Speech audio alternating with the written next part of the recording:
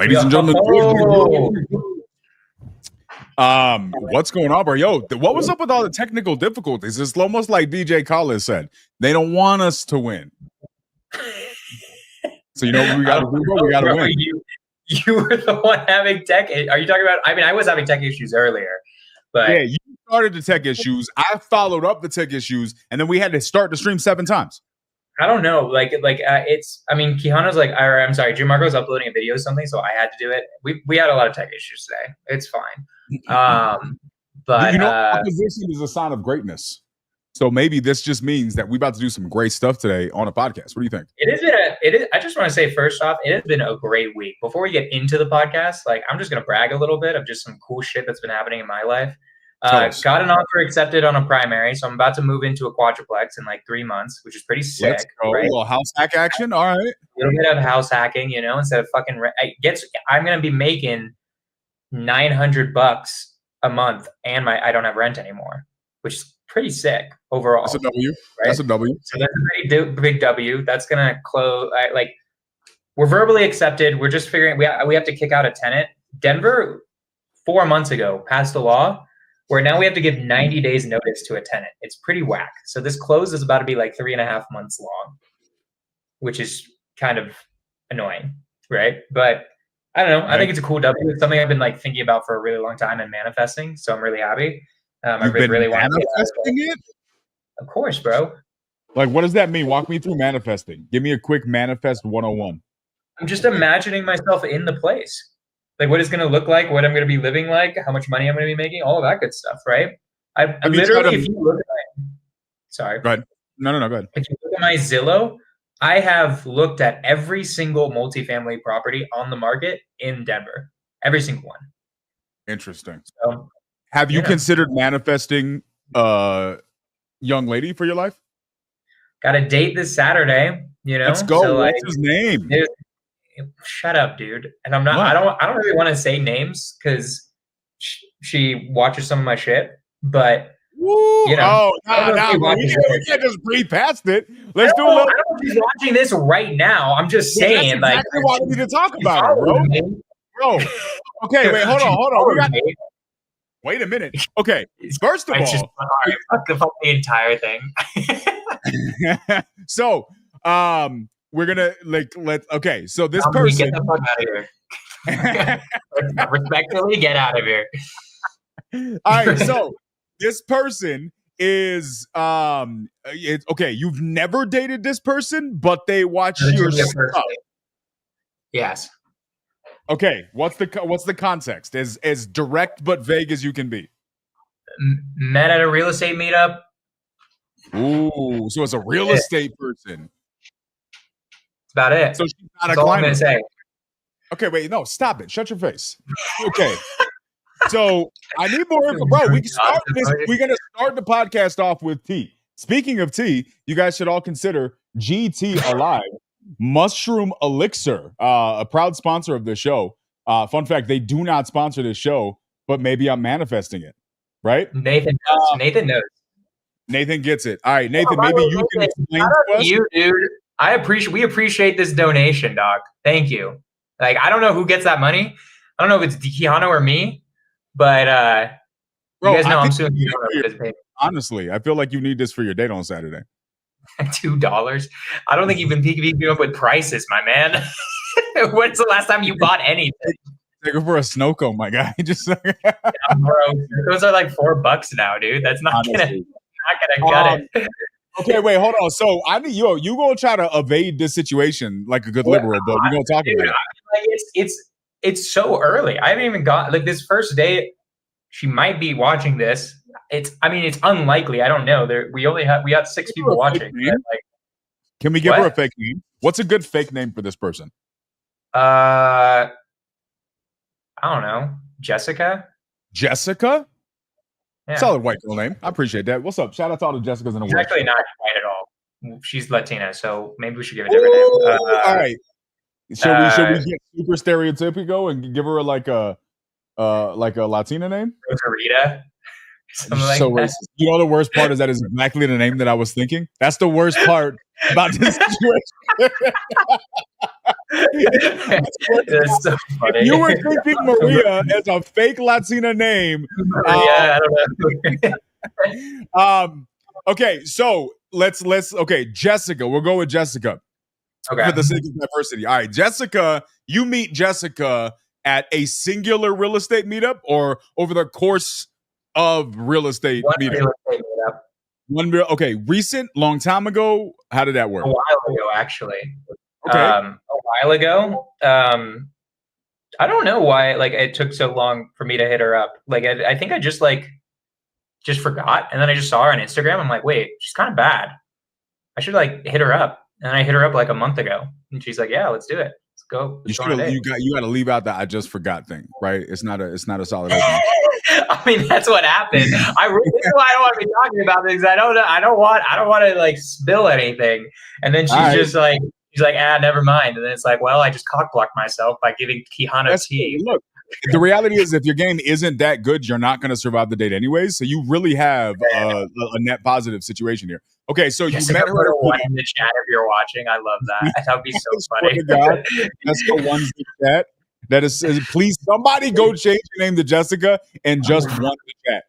All right, so you met Jessica to meet up. Classic. You know, realtor, very classic. Jessica's also a realtor. Does she have one of the pictures? No, I don't think so. Unfortunate. Okay. So you meet her. You are hanging out. Then how do you know she watches your content? Was she commenting on certain things? Was she sliding in DMs? You responding to stories? She definitely watches my stories. That I remember. Okay. So you're watching her watch your stories. Yeah. Okay. Let me look at the whole. I don't even remember. I seriously forgot how all of this went down exactly. I like how this is the beginning of the podcast. Yeah, this is the best. One in the chat if you guys are rooting. She's not watching that. This relation. I really hope she's watching. Jessica Maria, if you are watching this podcast, please message me and I will tell you everything you want to know about Jonah before Saturday. This is the stuff you need. I promise. My stories. That was it. Then eventually I'm like, what am I doing? Hey, you want to actually hang out?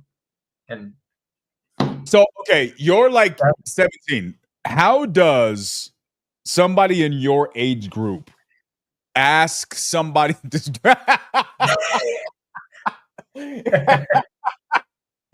Yo, Nathan, this is the best plug approach I've ever seen in my life.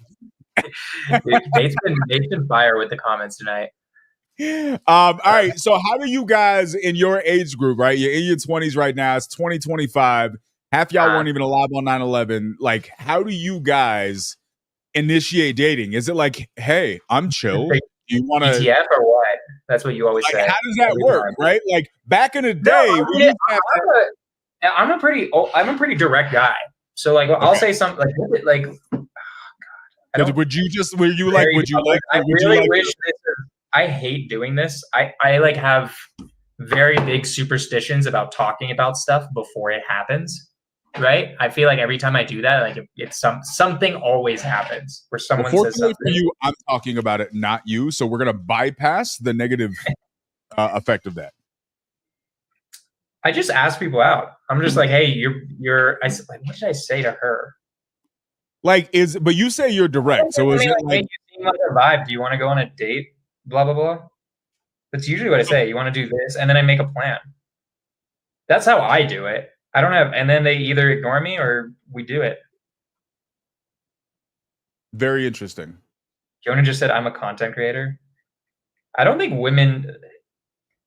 I need to have I think I got to get to 200,000 of 200,000 followers before they actually give that many shit. Yeah, I don't. I think 20 grand is not that, or 19 grand isn't that cool. Okay. So it wasn't are you gonna read us the DM? I like it. Let's go. Yeah, I mean, I literally just said you're super pretty. Would love to take you out, do something fun. You ever been snow hiking? It was literally it with a couple emojis. You have a good smell, I think. What? Did you hear anything I just said? No, I heard everything. Heard me. What the fuck? I heard. Look at Ashley's already. I'm feeling all of Ashley's adult pain right here because she felt the need to check. He makes a plan. So here's my question. Yeah.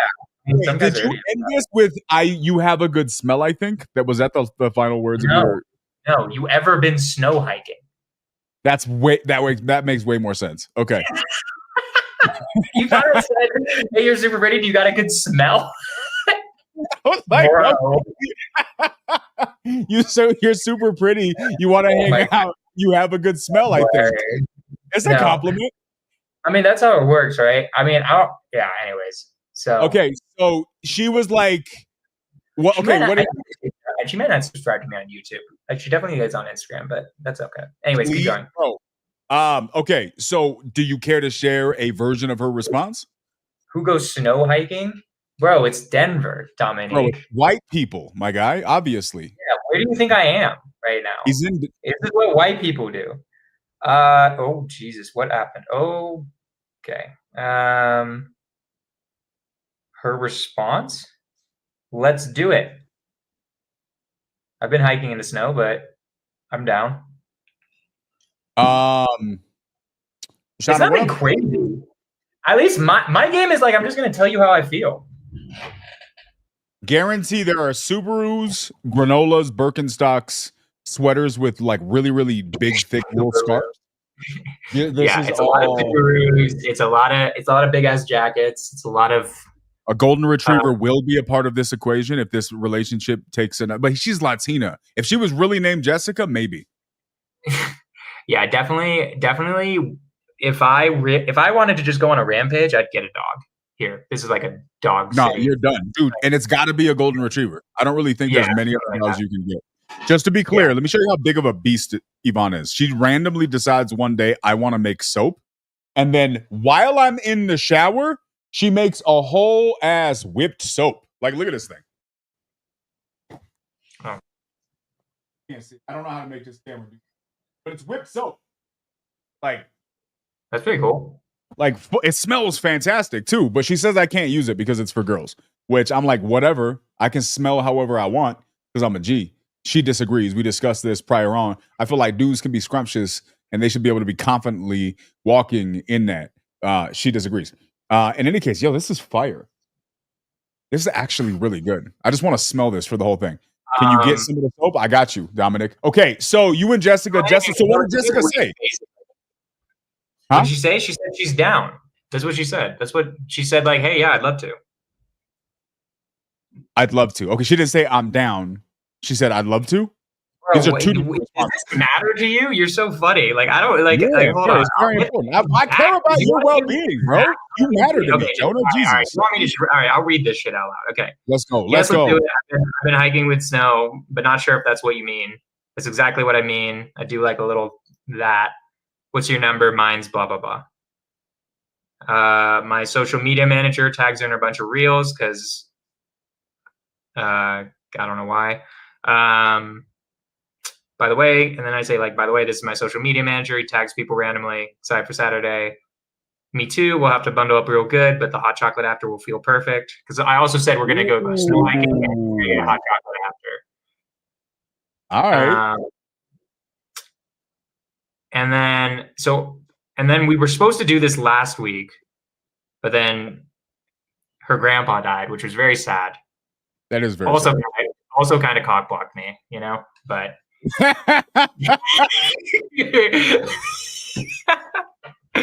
but it's all good. So we waited like a week. I was like, we'll do this again in like a week and a half, right? So that's more or less how it ended. It's like, it did that, and then she told me that, and then like I was like, okay, let's reschedule, right? So okay, that's more or less it. There's nothing to say yet, like I haven't met her since this real estate meetup, so who knows what's gonna happen, right? Okay, let me tell you what I like about this. One, you have an opener. Hey, can we talk about how your grandpa cock blocked me? Right? That can come up at some point in the conversation. Oh my God, dude. Yvonne thinks it's too soon. That is way too soon, dude. I can't do that's not a first date joke. No, I don't think anyone's that cool. Okay, what I will say, maybe funny though. She would be the one if she thought it was funny. That's the thing. That's like a high risk strategy. It's a huge filter mechanism. And like, here's the thing: at the end of the day, you gonna have to know if she can keep up with your sense of humor, right? So you may as well just get it out the way. Like, just drop an inappropriate joke, because here's the thing. She seemed pretty bummed about her grandpa dying. I feel like we can like give it a little bit more time. I feel like that's like a little bit of a later joke I can make. You know, yeah, maybe like 2 or 3. You know? Yeah, no, I think you're right. I agree with that. I love that you casually dropped the fact that you guys could enjoy some hot chocolate together. That's a W move. Like, I respect that. Ashley, first of all, don't cock block. Don't disrespect my dating advice, Ashley. He already made a plan, so he's ahead of the curve. You know what I mean? I'm just creating obstacles. I'm creating resistance so you can be better. Yeah. Anyway, so it's been a good week overall. That's happening this week. Buying a primary. I got 25 grand closing Friday. We locked up another 20 to close in 3 weeks. It's just a good week. Just been fun. It's been good. My sister. So I told you I hired my sister, right? Did we talk about that at all? Not tell me that you hired your sister. I hired my sister as the dispo manager of the company right now. She sold her first deal. That was the deal that we assigned, which is pretty sick. So just a lot of winning. It's been a lot of winning. Right. And it's just been good. No. I just thought I'd announce it because it's like it's nice. It's like a lot of dubs recently, which is cool. Okay. Shout out to Jonah for all of the W's that he has in his life right now. I'm hoping that next week you have a dating W. That would be fire. Be cool. That would be super cool. I'm also going through. I think it's gonna be a cash date. I mean, like, I think we're gonna do it. We're gonna get the hot chocolate, but she has something she has to do afterwards. But we'll figure it out. Okay. Oh wait, so it's a daytime date? Yeah. I don't think I'm smashing. I highly doubt that's happening. Right. Interesting. Well, if she's watching the podcast, you definitely may not be now. But yeah. I mean, that would this could be like a huge cock block thing if she's actually watching. Yeah, this shit. That would be really annoying. Jessica, all I'm saying is I got the tea. It's in my DMs right here. You know what I mean? I'll tell you the truth about Jonah. It may not be the truth you want, but it will be the truth you need. Is all I'm saying. For a fee, obviously, right, Jonah? You're gonna tell her my secrets? What are you gonna tell her, bro? What are you planning on telling her? Oh, this is an AT&T and a T-Mobile conversation. I'm gonna need you to sprint your way out. What? Wait, what? All right. Anywho, so enough about me. I just wanted to do that little bit of announcements, right? We can get to the topic now. We can start talking about Trump. Drop to a chat if Joe is smashing. That'd be crazy. So fucking wild. Bro, I almost said MCI, Dominic, and that's how I know I almost dated myself. So I paused because I was going to say MCI. Do you know what MCI is? I don't know what MCI is. I know what Sprint is, though. I had Sprint back in the day. Don't say back in the day, bro. That was like a couple years ago where they switched up, man. Stop saying back in the day like it was the 90s. It was like the 2000s. That's kind of 20 years ago, dog. Your face. Honestly. That was 20 years ago. That is kind of back in the day, bro. Like, what do you mean? What was back in the day for you? 30 years ago, Grandpa? Like, what are we talking about here? Right. Like, it's almost nap time for you. No, sprints for your daily. Did you check your AOL for the daily joke? No, I didn't, because somebody was on the phone, so I couldn't get on the internet.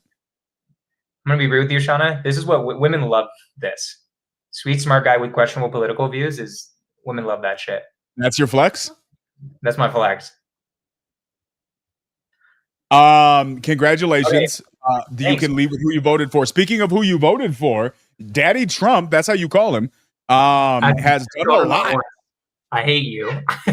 He's not my daddy. You are not my father. He's not my daddy. We had a pretty busy week. Like, this has been a really, really busy week in our country. Like, overall, regardless of where you stand, I don't really care where you stand on it. We can share that. We can discuss that. But I think we can all agree the last 2 weeks have kind of been a whirlwind in, like, just things that have taken place. I've heard it said multiple times that Trump has done more, for better or worse, for good or for bad, regardless of where you stand on it. He's done more in the last 2 weeks, arguably, at least actionably, than Biden did in the last 4 years. Right? He's done more press conferences. He's done more press conferences. He's done more interviews. He's done more. Like, he's just everywhere. It's really, really. You need to groom your. Yeah, Yvonne does it. Yvonne's a master of all trades. So it's been interesting, right? How are you feeling? Do you have any different views from last week, or have you been too busy sliding in DMs and closing deals to pay attention to the American political landscape? I mean, like, look, here's what I feel about Trump, right? Like, I like a lot of the stuff that he's doing. I think a lot of it is good. We shall see what happens with this trade war stuff. So far, he's just big dicking everybody, and I'm pretty impressed that nobody cares. Like the whole thing that happened with the Colombian president, I was like, wow, bro, that's kind of bitch made to just say you're gonna say fuck you and then immediately say bitch made. He folded. He folded immediately. What was that? Like, yeah, so let's talk about that for a minute, guys. So for a little bit of a recap, Jonah and I talked last week about a number of different things. One of the things that came up was tariffs. Now, you guys may not know this, but Jonah has you have a fucking degree in economics, right? Okay, I don't. I know how to spell economics, so I have that going for me. But Jonah has very, very strong views on tariffs, and the point that I presented last week was, cool, you don't like tariffs, whatever. Let's what that means economically is a conversation, but we're not factoring in what I believe to be, this was my stance at the time, is the negotiation tool that tariffs will be. I have always viewed tariffs as more of a negotiations tactic than an actual financial plan. Now, I think there's going to probably be both where these play out. I am a little bit more qualified, in my opinion, to talk on negotiations than I am economics. And so when I listen to this, knowing that Trump is the negotiator that he is, I'm like, he's just negotiating. It's very funny to me that within a couple of days, we saw this put to the test. So for those of you guys who don't know, let's give you guys an update. In the process of doing the deportations that President Trump has been doing, he deported a bunch of people to Colombia. Colombia was like, nah, fam, send them back. We don't want them here. Which, to be clear, creates an entire side conversation about the political narrative that was put out beforehand. Because the right, if you will, was saying for the longest time, bruh, they are sending us people they don't even want in their country. The left was like, that's not true. That's not true. Well, maybe it was true, because here we have sending people back, and Colombia legitimately said, nope, we do not want them. Turned the plane around. All right? So that's one issue. But then what happened? Donald Trump did exactly what he was saying he was going to do, exactly what I kind of predicted. And he was like, all right, cool. You don't want to do this. Here's the tariff. Here's this and here's that. Within, I think it was 2 hours, everything switched. Like, everything switched. And this guy folded like a well-greased lawn chair. And all of those Colombian criminals came back. I don't know. It's interesting. So for those of you guys who the update. They haven't been sent back yet. But like, he said he was going to allow them, right? Yeah, or the Colombian president. So yeah, I mean, I think it's just I think that's great. I also agree that it's like, fuck you, Colombia. Why aren't you taking if you are actually Colombian citizens, get the hell out of here. Like, you have to take them back, right? I agree with that. I am just looking to go and hang out with some young ladies in Medellin. I don't know what you're into. I got some students that live in Medellin. They will they'll take care of you, bro. Dude, I have been sort of planning a boys trip with some of my guy friends to go to Medellin. Oh, I'm telling you right now, I got a guy that's in my community. He's got like a whole, they're all Jewish, by the way. They're all from Israel. They do Shabbat on Friday night, and then they all go out and they do their thing. And there's all kinds of Colombian girl drama. So Nathan, Nathan, if you want me to connect you, DM me. You guys can go do young men things. So Colombian women go crazy, but anyways, we get back on topic. So point is that I get it. and this could be an interesting conversation with you because you know negotiation really well.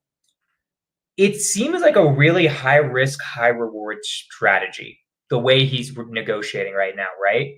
Like, when I think of the way he's negotiating, it seems to be a very big, like, if you don't do exactly what I want, then absolutely fuck you. We're going to completely destroy your economic situation, right? Which is like, I am worried that there's going to be somebody who doesn't go for that and is less like, no, screw you, Trump, who's like actually important. Colombia is no offense to Colombia, a kind of whatever nation to us. Like coffee going up in price would have been the worst thing that happens to us. But I'm just very worried he starts doing that with like Europe. And Europe, because Europe's big enough where they could say actually be like, no, I'm sorry, screw you. What are you doing? Like Colombia is a poor country in South America, right? Like if they didn't have America, that would be very bad for them. Europe, it'd be bad for them too, but it wouldn't be like kill me bad. So I would say overall, I think that's very impressive that it worked. I'm going to give credit where credit's due. But also, I'm just worried about such an aggressive negotiating tactic. I don't know what you think of it, but like I'm worried about it. I'm worried it could very easily backfire if we just happen to misread the other party. You know, that's my concern, I would say. I don't know how you feel about that. Yeah, I think what you're saying is extremely layered. I will give my perspective on this right now. This is just my perspective from a couple of angles. And I mean, people could take it with a grain of salt. Maybe I'm wrong. But here's how I look at this. I think there's layers to this. First and foremost, I think there's an element. Let's go to the worst case scenario. There's an element of no guts, no glory type situation, right? America's gotten to a point where on a lot of fronts, we're in such a bad position. There is certain places where you kind of have to go all in. You have to play all out because we don't have the luxury of slow playing this, right? Doesn't matter what you're building. Sometimes you got to just throw all your cards in and just say, look, this is the hand because I can't keep playing small like this. So I think there is an element of that.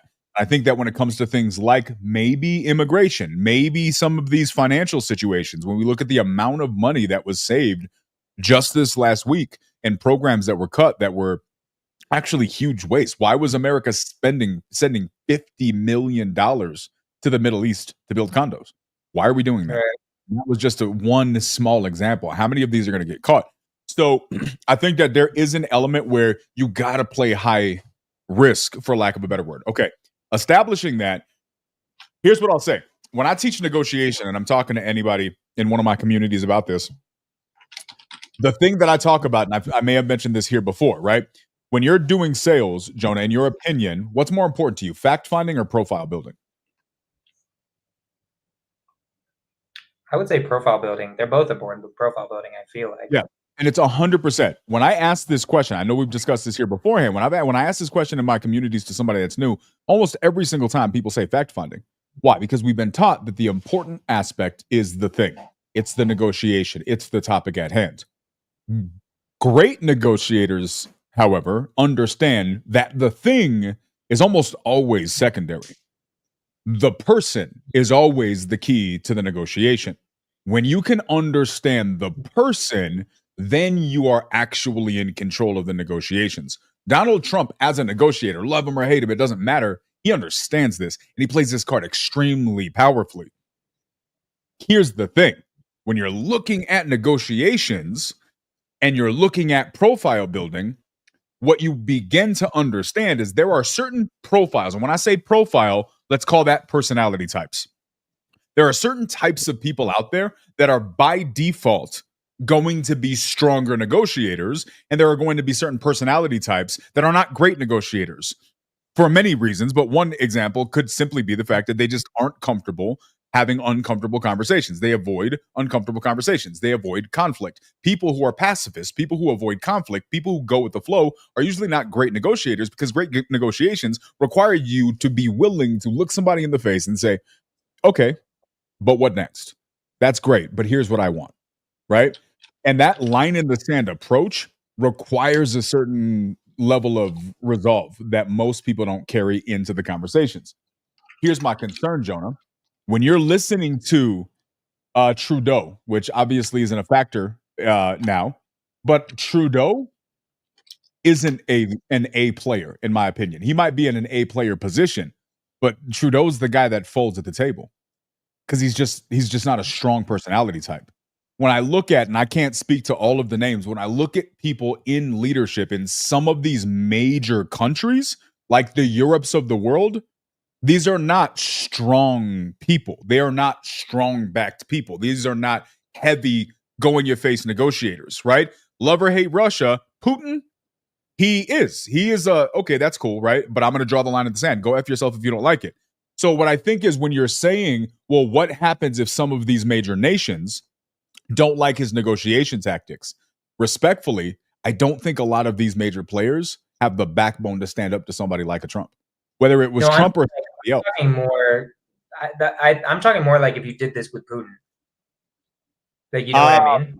Yeah, but here's the thing. I think that, but you didn't mention Russia. You mentioned Europe. I would say the majority of the NATO nations are not a concern.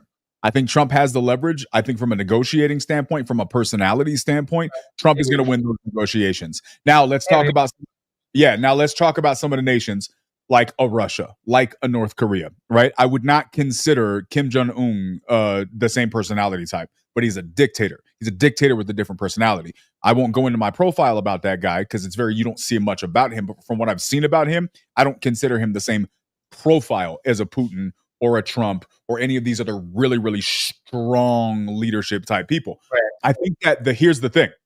People who are strong respect strength.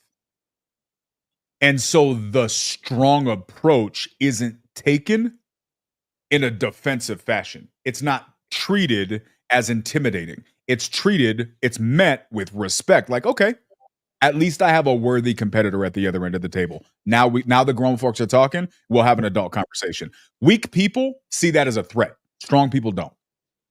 Okay, maybe. We'll see. I don't know. It's just like one of those things where you're like, we'll see, right? Yeah, we'll see.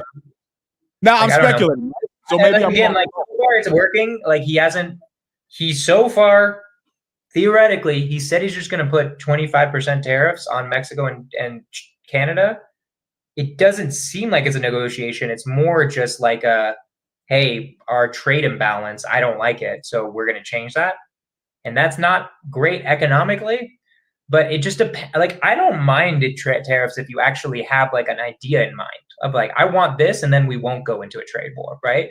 As a negotiation, I think it's actually a good tactic. It's just the point is that if you're my only gripe, and we already talked about this last week with tariffs, is like when people think it's like a good economic, like it's like it's going to make things better for us.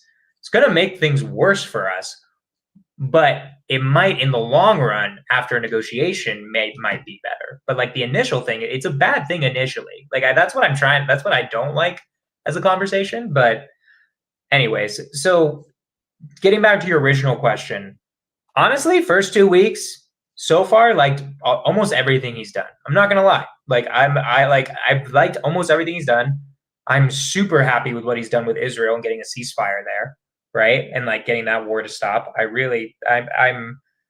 I'm like, bro, what the, like, how was that so fucking easy for you? You know? And I do like, I don't like what he's doing with deportations that much, but I do like, I don't know, there's some other stuff that's happening. I would say like out of all the things that he's been doing, it's been pretty good overall. I don't know, what's your take? Wait, so what I'm hearing is that you are glad that President Trump is in office and you're proud of the job he's doing? Is that what I'm hearing? First 2 weeks, good job. We'll see how the rest of stuff goes. If he does some of the stuff that he wants to do, it will be very bad. But, give me an example.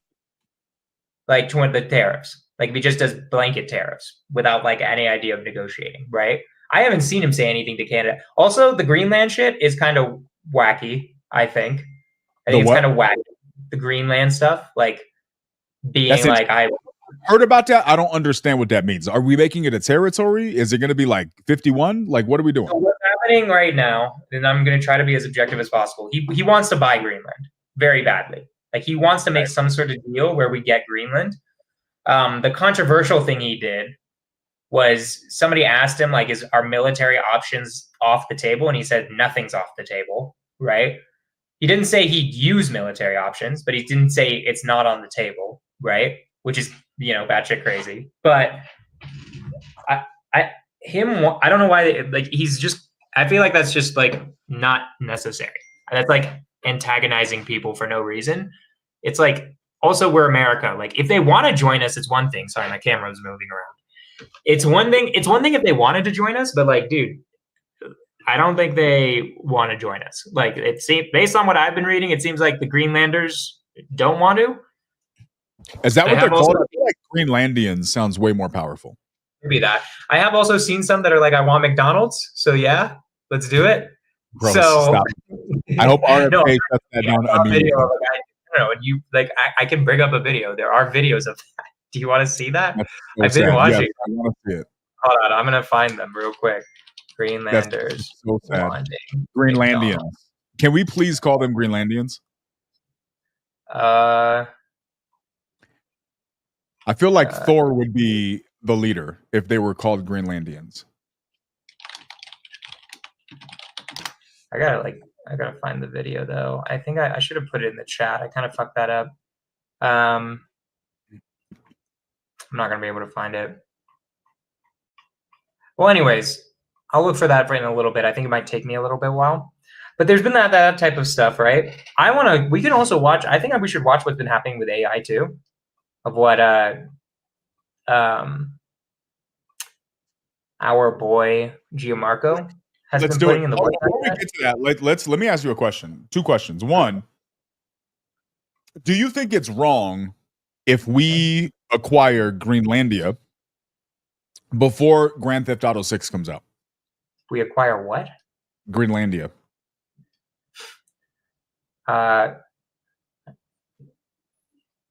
This was not a trick question. No, this was not a trick question. How did that break you, bro? What are you doing? Broke my brain for a second. Like, wait, Grand Theft Auto 6, Greenland? Like, I mean, no. Technically, no. It depends how we acquire it.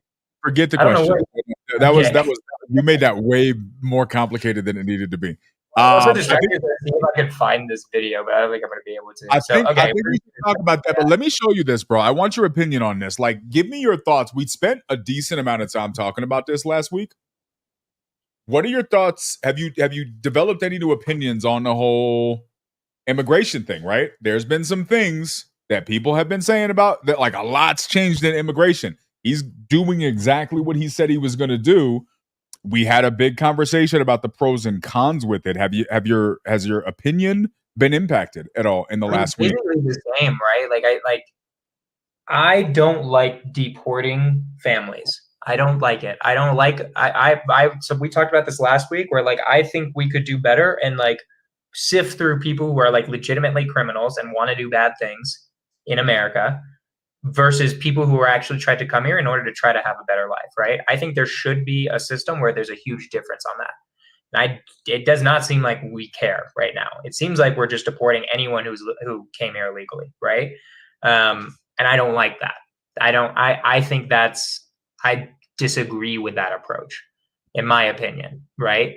So I don't like families and good people and how that impacts them. I think if there's someone who doing good stuff in America, they should stay. Even if they're not made, they don't need to be made a citizen, but if they're producing and providing for our society, why are we getting rid of good people who are doing good stuff, right? I don't like it. So then here's my question, because my stance last week, because I hear you, right? You thought it was impossible to sift through them when we talked last week. It's not that I thought that it was impossible. If I had to summarize some of my point, it was that when you're dealing with such a dangerous situation where you have cartel members, potential terrorists, actual gang members, people who are taking over, people who are trafficking children, people who are doing all of these negative things, and they're mixed in with people who maybe just wanted a better life for their family, I am all for supporting people who want a better life and are willing to do the right things to do that. Now, you could argue they broke the law, which makes them a criminal by definition, to a degree. But even if you remove that, even if you remove that moniker, which I would actually be okay with removing that moniker, right? Okay, you didn't do it the right way, but you're still a value add. You're a net positive to the nation, right? Okay, cool. So I understand all that, but my concern with your approach is it's the same approach that every politician has ever had in history, for the most part, which is let's make a bunch of stupid ass promises. Let's make a 30-day task, take 7 years, and then we have no actual track record to show for the things that we say. Love or hate Trump, this mofo does exactly what he says he's going to do, and he does that shit fast. And he does not waste time, and he does not have patience for people who waste time. This dude has done everything he said he was going to do, and he's doing it fast. And he's actually moving. Now, better or worse, good or bad, that's a different conversation. Dude's doing shit. I can't think of 5 things that the Biden administration did, let alone this quickly. This dude, we can't even. I know. There are a lot of things the Biden administration did that I like. Ice cream, nap time. Those were all good. Bro, he got us out of. I hate people. I'm sorry. Like I don't want to get into like Biden and Trump and all this shit. He got us out of COVID. Fuck it. Like he literally we were in a recession. Oh my god.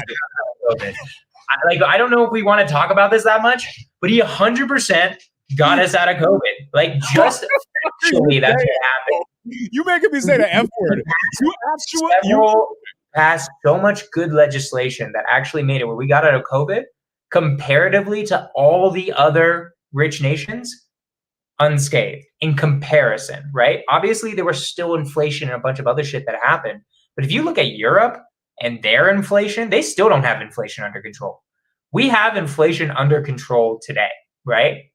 We started lowering interest rates basically right before Trump was getting elected, right? Because inflation is under control.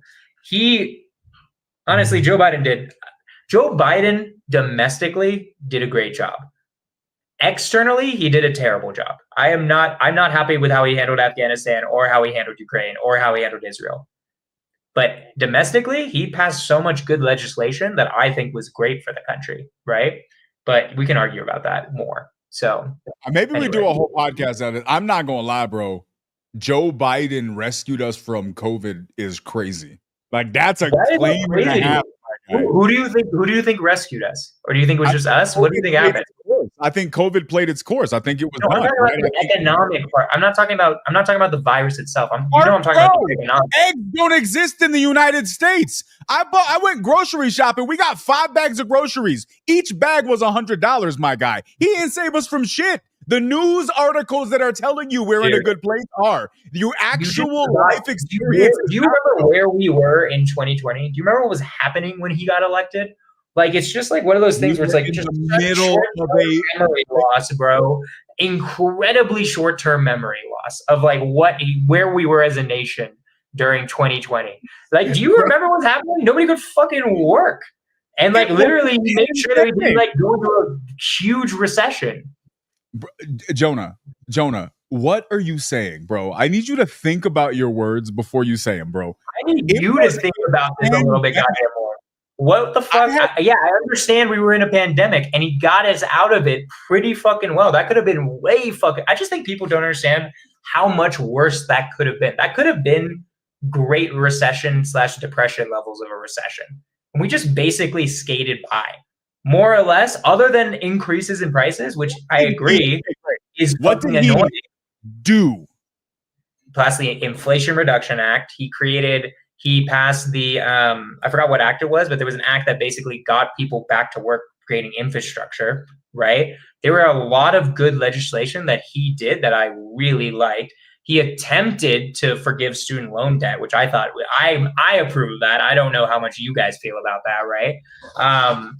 He did a lot of really good legislation that like made it where this stuff was more possible, right? Even though like people told him, like Republicans were going crazy. They're like, yeah, this is going to cause a lot of inflation. I'm like, yes, it is going to cause a lot of inflation. And it's going to make sure we don't go into a Great Recession level fucking recession. We can do a whole podcast on this. I think we should, because I'm not going to lie. We should also go back to Trump right now, right? So here's we got distracted. I'm making a poll because I'm Everyone's a Republican watching this goddamn podcast. Of course, they don't think Joe Biden did shit. Of course, if that's the poll, you're like, obviously, okay, you can do it. I'm just letting you know, everyone's gonna think Joe Biden's shit. Just because they're Republican, it's just so stupid. I'm gonna be honest with you. I genuinely, that's a lofty claim, bro. That thing. All right, well, let's go in. I mean, like, you just aren't gonna believe me, but like, it's one of those things where it's like, factually, we were dealing with the pandemic and in a recession. By the definition of recession, and now throughout his presidency, factually, we are not in a recession anymore, and we are okay. Here. So for me, so like, factually, I can argue with you, but other than that, we're gonna just start getting down into opinions and shit. I think we will. Maybe we do a podcast on this because there's like a whole Rona podcast that probably should be done that we could really spec because we dabble in it a bunch. We never actually have done a full podcast on it. Maybe we do.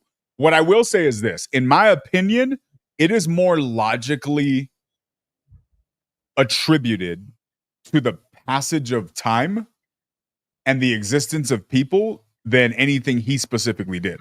Because respectfully, I don't know that he was in a mental state to make any actual decisions on his own. I don't know that he picked his own athletes, right? Well, if you think he's mentally disabled the entire time, then how could I ever convince you otherwise, right? You can't.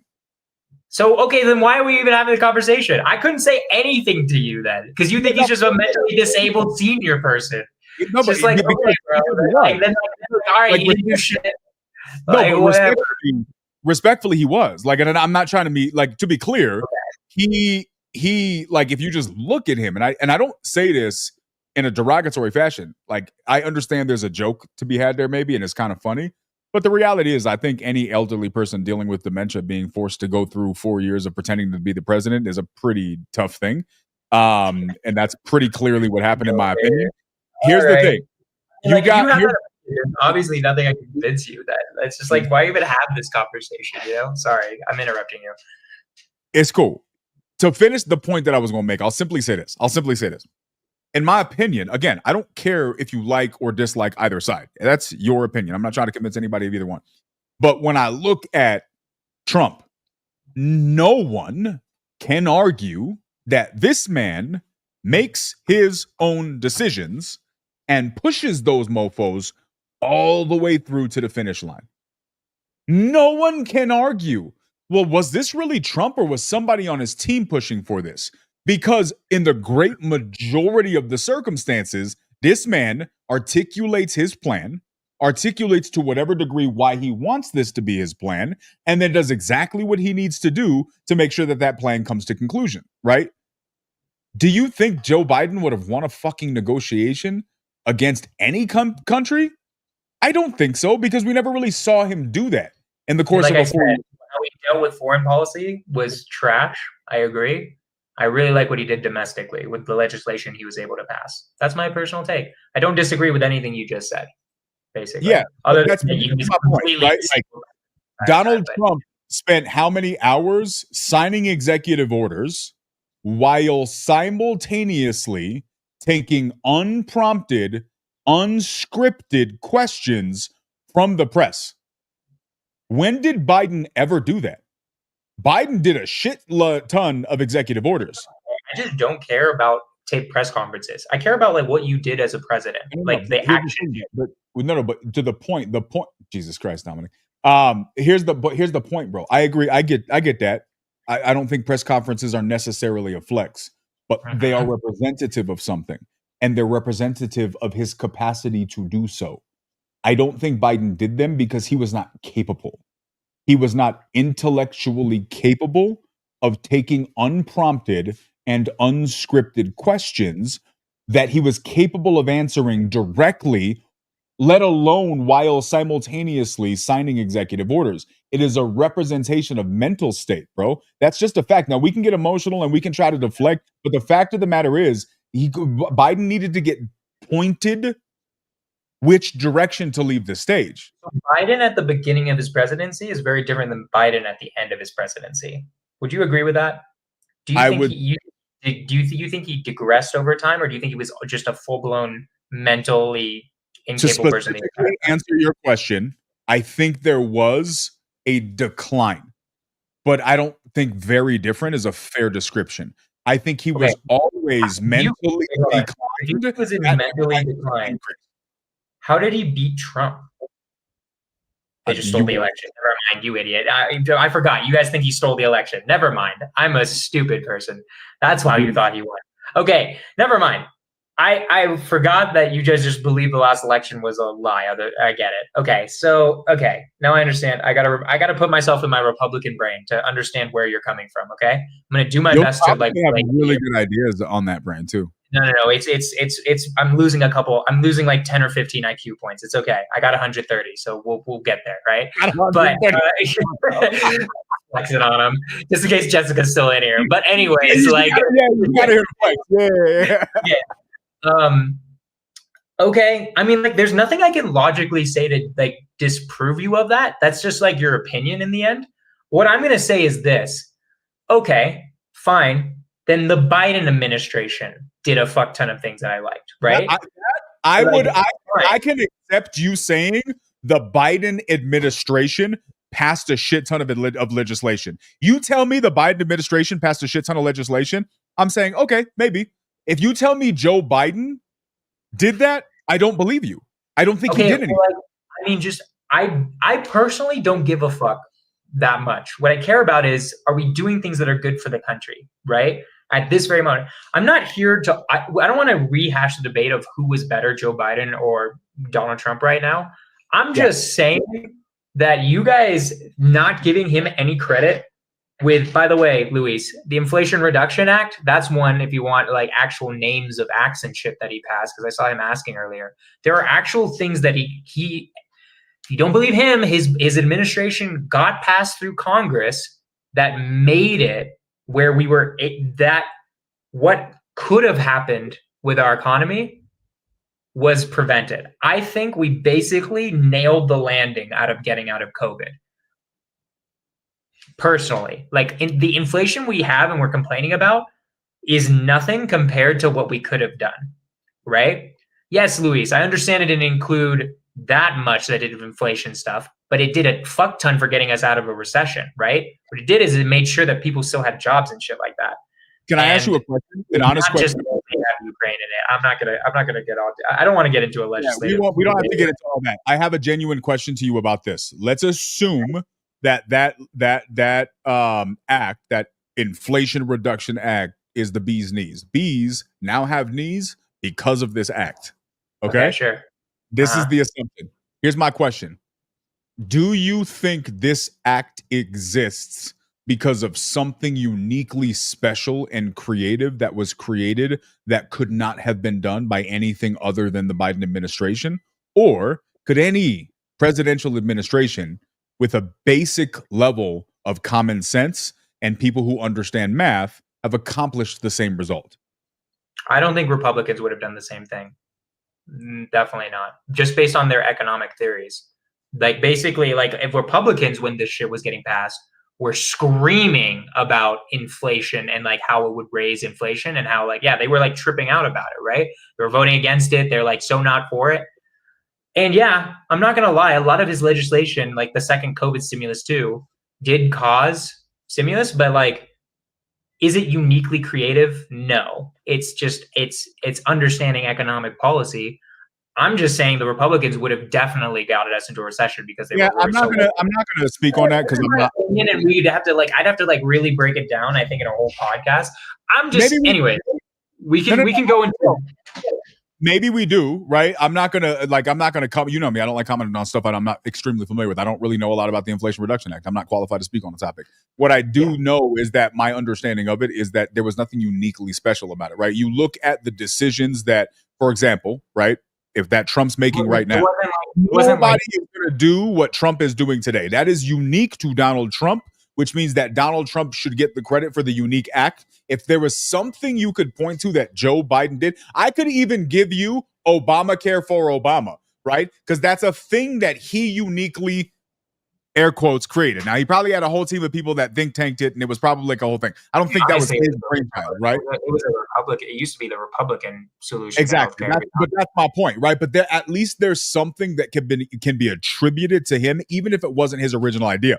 One thing that you have to give credit to about Donald Trump is he just uses his own ideas. He doesn't need think tanks to tell him what's a good idea. He just decides what he thinks is a good idea. Now, one could argue whether or not his ideas are good or stupid, and that's a different argument. But at least you can give this guy credit for saying, hey, he gonna do what he does. At least he is, by definition, whether good or bad, whether you like or dislike, he is a leader who takes control. He takes authority and he takes initiative. He takes action. And that's, I think, where I take issue with you crediting things to Obama, because I don't think he did any of those things. But if we want to say his administration, nevertheless, let's go back to the immigration topic. I think maybe we do a COVID podcast and we go into some of these details, because you probably know some stuff that I don't know. And I'm sure I know some stuff that you don't know. But let's talk about the immigration, right? What brought me on this topic was it's very interesting to me how fast and how quickly and how much action this dude is taking. Your concern about immigration was that all of the negative of the families that could be impacted. My the baby with the bathwater, in my opinion. Yeah, my counterpoint was the bathwater is so dirty you can't see the difference between the baby and the bathwater. So your option is just leave the dirty bathwater or throw the whole thing out and hope that once the baby gets cleaned off, you know what you can bring back. And that's an unfortunate position to be in. But because it's gotten so murky, we have no way of navigating the rest. There is so much negative that is happening in our country and in this planet right now because of just the topic of what's being allowed with immigration, that there's so much downfall that we're so focused on, what about the good people that are trying to raise their family? But we're not focusing on what all of these people being here has actually caused by way of dangerous problems. And this is an example that I'm about to show that I think points to that. And I think it's especially important if your big concern was families. The second wave that Tom Home and the borders are for Trump has told me about, and all of this will focus on those missing children, hundreds of thousands of them that we know. And that number has started to already come down, Emily, from 300,000. So they've found about 75 to 80,000 of those kids already. If they can get the list of these guys, 4 full days in office for Trump, if they can get the list of where some of those kids have been, and they've been identifying it, since the election, going after them and trying to find those little ones, what in the world was Biden's administration doing? What was Secretary of Homeland Mayorkas doing when he said to the committees on Capitol Hill, we don't know where those kids are, I'll look into it? No, dude, you obviously had a better way to find them, and you didn't do your job. I can't believe they impeached him and didn't remove him. It's just incredible what a little competence can do, or in this case, Dagan, what a lot of competence can do. And when we talk about, as Harris was saying, those leaders that talk about protecting people, the reality is that the Americans were left unprotected for the last 4 years, and that these terrible rap sheets, the viciousness of these recidivists here, the reality is a lot of the victims were American citizens. So it is Americans being protected, most of them, by the way, women and children, by these deportations. This was pain. Thoughts on that, man? That's great. I'm not saying that's bad. My only thing is you and I just have two different perspectives on what I feel like. The only thing that you and I disagree on is on what's possible and what's not possible. I just disagree that the water is so dirty that you can't save the baby. That's just my personal disagreement. Like, I think if we actually wanted to, we could. I just don't think we want to. Personally, I don't think conservatives really give a shit. I think most conservatives, maybe we put this in the poll, I don't know. I think most conservatives take the approach, look, you came in here illegally, you are a criminal. All of you are criminals, right? I honestly think that's how most conservatives think. I don't think conservatives give a shit if they're a value add or not. They're all illegal to them. That's my personal opinion. Like, I don't believe that like conservatives really care. Yeah. Maybe I'm wrong. I don't get any vibes that way. Nobody, like, Trump has never talked about it. That they're like, I don't know. That's what it feels like. Here's my concern, bro. And I don't think for a second that this is your intent, but that response to me borders on like overwhelmingly hypocritical. Why? Because you are ignoring all of the important facts to focus on the ones that are important to you in the name of caring about humans. But doing so the way you are is actually extremely disingenuous to all of the humans that are negatively impacted by your point of view.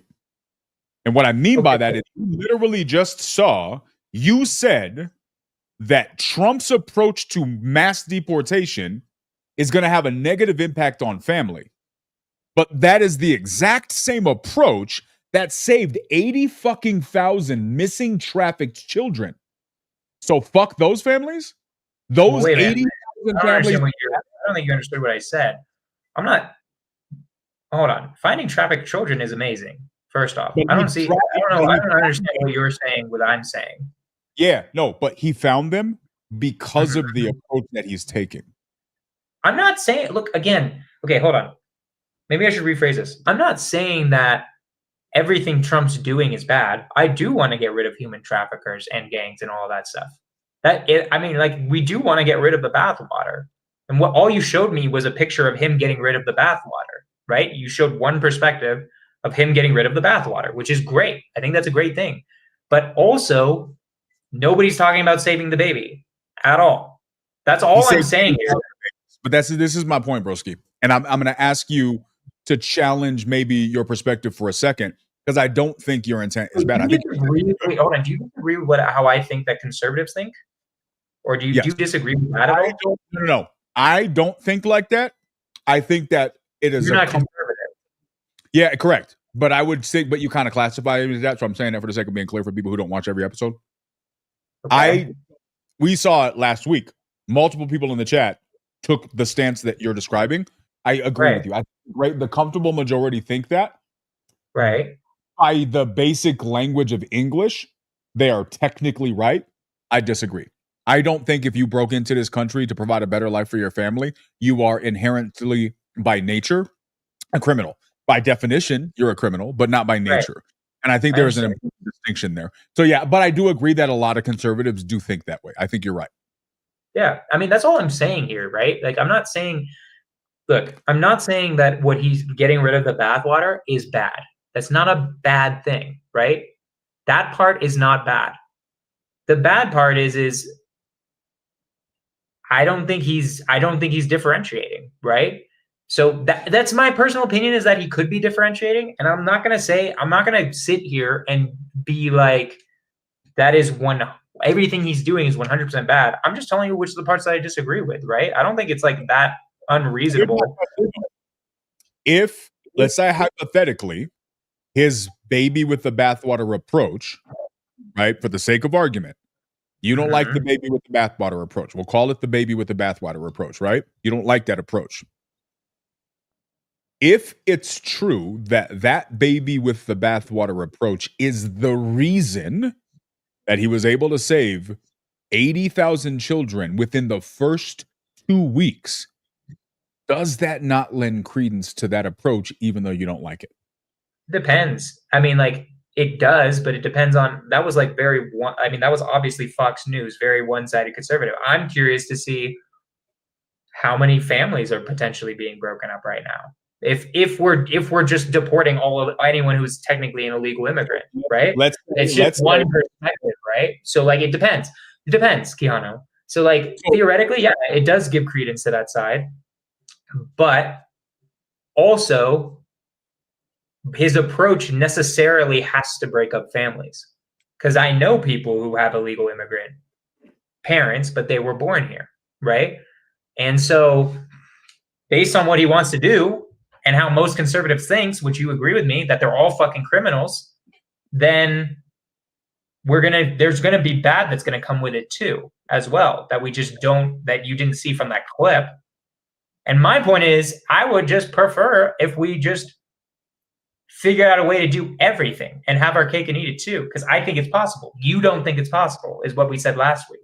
I don't know right? that I don't think it's possible. I don't think it's a realistic endeavor with everything that we have going on, right? So let's just use a business example. If you're trying to build a business and you're trying to do all the things and you have time to build the best case scenario, do that.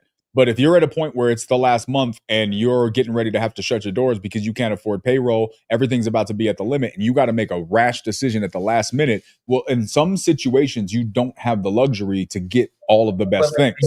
The U.S. is not at the last minute, dog. We have we weren't gonna explode if this didn't happen right now. Personally, I don't believe that. Like, we are the United States of America. Like, yeah, we're not doing as hot as we've done in the past, but we're not like about to shut our doors bad. Like, we could have. It's my personal opinion, dude. Like, I don't know how to explain it other than that. It's like I just think we could have done better. Like, I think there are ways that we could have done better. I do understand the problem, and I understand that Joe Biden was doing worse.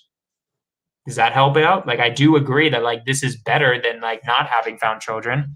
And there are going to be some really bad things that happen by this approach, and I don't like it. And I think we could come with a better solution that actually solves. Well, I just think that conservatives don't care about the problem that I'm talking about. You do, which is great, but like, I just don't think they give it. But I think it's a straw man argument because it's allowing us to deflect. Like, who cares whether conservatives believe or disbelieve?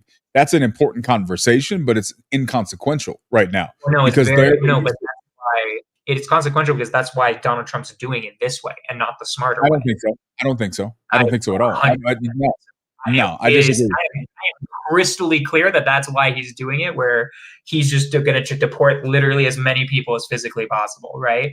I don't think he's doing it because I don't understand how you don't think. Hold on. You think that Trump is doing this because it's going to give him popularity points? Like, that's naive. You think what do you mean? Conservatives love this shit. What do you mean? Of course he's doing it for popularity points.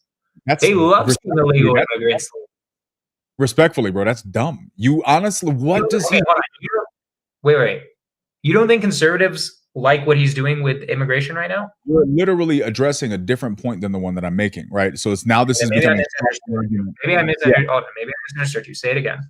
Ashley, I would love to hear your context on how. I didn't know which you were referring to, but I would love to hear your perspective on that. She's asking you how. She asked you how after you were like, how is his approach? Don't worry about it. Keep going. I'd love to hear the question to clarify so we can answer it because she has good questions. In any case, here's my point. One, the implication that you're making is that Donald Trump is doing the things that he's doing in regards to immigration to garner favor with the right. Well, no, and their support of this is influencing his doing so. Well, and obviously. I think that's there's nothing obvious. It's not. Wait a minute. I'll tell you exactly why. Because I don't believe he's doing. Go ahead, bro. Finish your question so I can answer it. No, I'm sorry. I'm interrupting you. It just makes me. It's hard for me to like. I don't understand how you. Wait, hold on. We don't like. We honestly believe that Trump is not doing the deportations. We believe that the fact that people on the right want these deportations and want the wall. We don't think that affects his opinion of him doing it at all. We don't think he's affected by this. I guess I'm confused by your claim. I know, because you come from a premise and a worldview that the narrative that you're told exists is real, that everybody is equally influenced by popular opinion and pop culture, that the shit that the news tells us is real is real. This shit. Dude, sorry, keep going. I'll let you finish. I'm sorry. I keep interrupting. You do. I don't think that that's the case at all.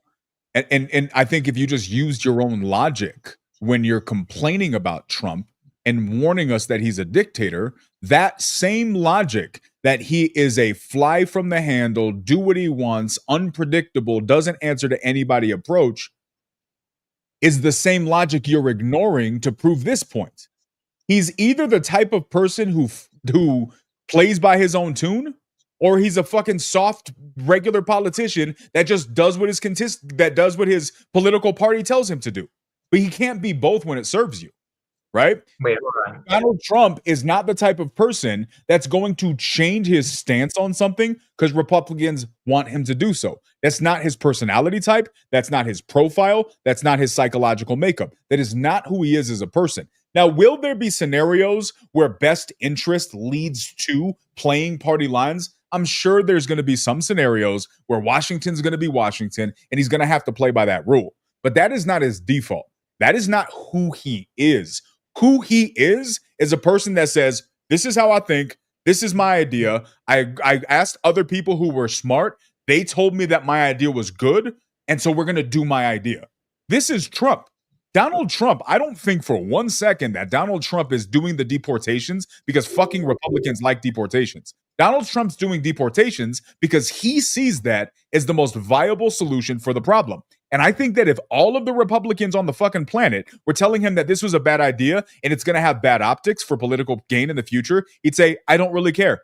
I'm going to do this because I want to make America safe again. And I'm going to do this anyways. Okay, I think you're just getting confused by what I'm saying. I understand the confusion. Okay, Keanu, what has Trump done that would go against what MAGA Republicans believe? Has he done anything that MAGA Republicans think was bad? I don't know and I don't care because I would argue that MAGA Republicans have their beliefs if he's truly a man who is completely uninfluenced by the opinions of the people that he voted for him, because that's what I think you're saying right now, right? That's what it sounds like you're saying, unless I completely misinterpreted you. Because I think he's doing what he campaigned on and was voted in to do. Republicans wanted deportations. They thought what was happening on the border was terrible. You guys thought it was an open border, all that good stuff. And that's why you guys voted for him, right? And he's now fulfilling your wishes. I don't understand. Do you not think he's influenced by voters at all? I understand what you're saying right now, but this for me is just a reflection of how, and I don't want to use this word, how overwhelmingly your worldview is influenced by the narrative of the American political process that you think it's a foregone conclusion that this is how it works. To be clear, to answer your question, absolutely not. I would argue that it's more likely that, hold on, I would argue that it's more likely that MAGA Republicans share the stance that they share because Trump has vocalized it so effectively and not the other way around. It might be a mix of both. I'm not saying that like it's one or the other. I think it's a mix of both, right? I don't think that's 100% one or 100% other. But Quijano, here's what I would say. What has Trump done that MAGA Republicans hated? That's irrelevant. That's not. How is that irrelevant? If he was truly a man who didn't care at all. Wait, hold on. I want to finish because I'm going to finish and then I'll let you go. If he was a man who didn't care about the opinions of anybody, of any of his voters or anybody that supports him, then why hasn't he done anything that you guys dislike? That doesn't make sense to me. Bro, unless you think that he's just convincing all of you to change all of your beliefs, right? It's one or the other. Because he has, anyways, I think it's a mix of both. I don't think it's necessarily completely one or the other, but I just don't understand how you think, like, do you think he's just like a fucking island? Like, I don't know. Anyways, that's how I don't understand. If he was, here's where I'm going to end it and then I'll let you speak. I'm sorry. If he was truly, as you say, uninfluenced by anything that his voters wanted or anybody else wanted whatsoever, wouldn't he have done something that you guys super disagree with, like MAGA Republicans super disagree with? Or where would my logic go wrong with that? Yeah, because you just think that this little vacuum that the liberal side of politics lives in is the only way. To be clear, you're describing politics. Donald Trump is not a politician. Politicians will drastically sway their vote based on what their constituents or their party tell them to. This is why Joe Biden hates gay people and hates black people. And then all of a sudden, he's the #1 most supportive president of gay and black people. Are we this fucking stupid? But we have been so conditioned by the mindset that you are supporting right now that we actually think, oh, well, that's just politics. No, it's not. It's hypocrisy. Because how you really feel can't be swayed that quickly overnight because the people, the powers that be in your party come and whisper in your ear. And now the following day, you're changing your tune on a topic.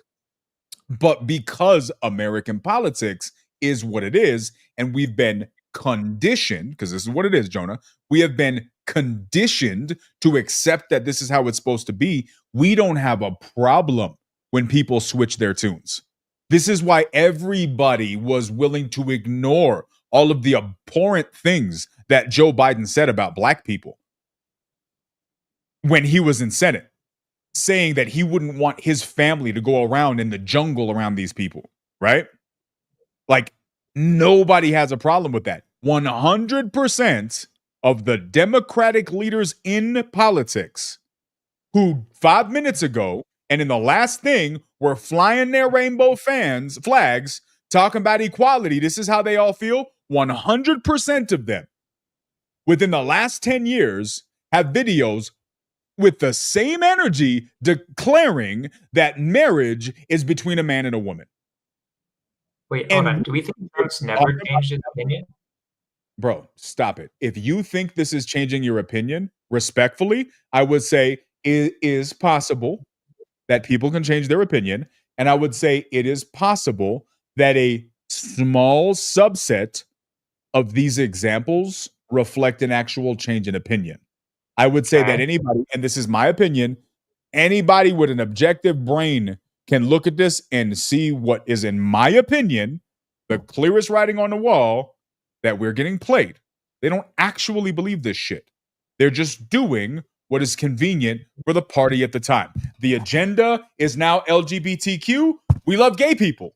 But what about when you hated them 10 years ago? Oh, well, I just changed my mind. Are we this fucking stupid? Like, come on, bro. Like, just why don't you just go line up at the can and get at the van and get the free candy too? Take your kids and let them hop inside. If we're gonna be this naive and not sense danger or lies when they're right in our face, let's just go all in. Now, to your point, when it comes to Donald Trump, I don't think Donald Trump plays that game. To be clear, has there been and will there be scenarios where Trump changes his stance on a position because the right negotiating play is to do so? Probably. I'm sure we can find an example of it, and it may happen again. I'm not going to say he does not play the game. But what I will tell you, most politicians, that is how they operate as a rule, not an exception. Donald Trump, if he does or were to do it, would be doing it as an exception and not as the rule. Why? Because he does what he wants to do. Now, you could say he does what he wants to do because he's an egomaniac, like Ashley's saying, right? Maybe this is why he does it. Maybe this is why he does it. Maybe he does it because he's a leader who is unwavering in his resolve to fix what he believes is the problem. It's one of those couple options, right? Maybe he's an egomaniac and people are terrified, and that's what's really going on. Maybe Donald Trump sees the shit that nobody else wants to see, and he's the only dude with the backbone and the balls to say, all right, cool, y'all gonna hate me? Don't really care. Bitch about it in your sleep. Because while you're complaining, I'm gonna solve the problem. All your boys in the back that promised they were going to fix never fixed it, right? It's one of those. I think it's the latter. I think Donald Trump, so to summarize, no. I don't think Donald Trump is doing this because the Republican Party is encouraging it. I think it's the other way around. Framing right now. I'm not talking about the Republican Party. I'm not talking about other politicians. I'm not talking about in comparison to other politicians. All I'm saying is that I don't know how you don't see that he obviously does certain actions because you guys, MAGA, I'm pointing at you because you love him, love it, right? I don't think with my heart. Yeah, with your heart. I don't think he would do almost anything that really, really contradicts anything that you guys believe. And I'm sorry, I don't mean you guys. I mean you people, right? Because you're others, you know. People. No, I'm just kidding. And I'm not here to compare it to other politicians. That's not. I'm just talking about Trump on his own fucking merits. I'm not talking about him in comparison to other people right now. I'm talking about that this is an actual security concern for this nation, and that's why he's doing it. No, I think it could be both. I think you can actually have beliefs and also be going farther than necessarily even you believe because your base wants it, right? So, for instance, right, he used to be pro-choice back in the day. Now he's pro-life, right? When he started running as the Republican president, he was like, this isn't, for him, it's like, this isn't a big enough issue to die on, right? He used to be very anti-TikTok, and now he's much more pro-TikTok, right? I'm not here right now to compare him to other politicians. That's not what I want to do. What I want to do is take him at his own actions and how he thinks. I just think human psychology is you're going to want to do what your voter base wants you to do. That's right? Not human psychology. That's not, no, sir. That's not how human psychology. I think it is. Otherwise, Keanu, if he was truly, as you say, I don't understand how you don't see it as a problem. Why doesn't he do something you guys hate ever? If he truly is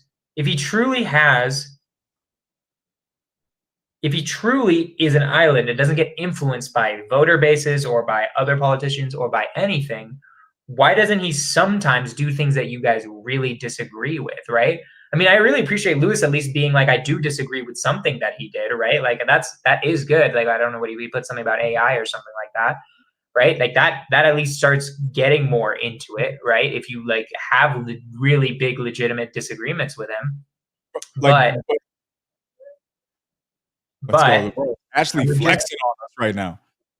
Bro, respectfully, dude, anyway, you're making the most illogical points on the planet right now. You usually make very good points. This one is just dumb because you're telling me if you make your own decisions, why don't you go and do something to just piss me off? The hell kind of logic is that? Not what I said at all. Randomly create something to piss people off. I'm just saying. No. I'm saying that, like, why doesn't he? And like, you're not wrong in the sense that he's kind of like changed all of your opinions, which is like actually been interesting to watch, right? Like he has changed a lot of Republicans' opinions on a lot of different things, which I do agree that could be part of it as well, of why. And that would go to your point, is like, maybe you are right in the sense he just changed all of your guys' opinions, right? All of the MAGA opinions to all of his opinions. How are you isolating me to my own appropriate viewpoints earlier, and now you just bunching me in with everybody? When I say you guys, I mean you. So take that as it will. I mean it incredibly disrespectfully. Anyways, so to keep going, right? It's like we think that you guys. I just don't understand why you guys think this guy. All I heard, Keanu, was just like, I feel like he's not playing the same game. It's all feelings, right? In the end, it's like, I think he is a politician. I think he's an incredible politician. I think he's got you guys so fooled into believing he doesn't play the same game when in my opinion, he does play the same game, right? That's all I'll say is that, like, I think he's just a masterful politician to the point he's got you guys feeling some type of way, you know? Trump daddy, dude. How many daddy? Girls it's weird that you keep calling him daddy. That's what's crazy.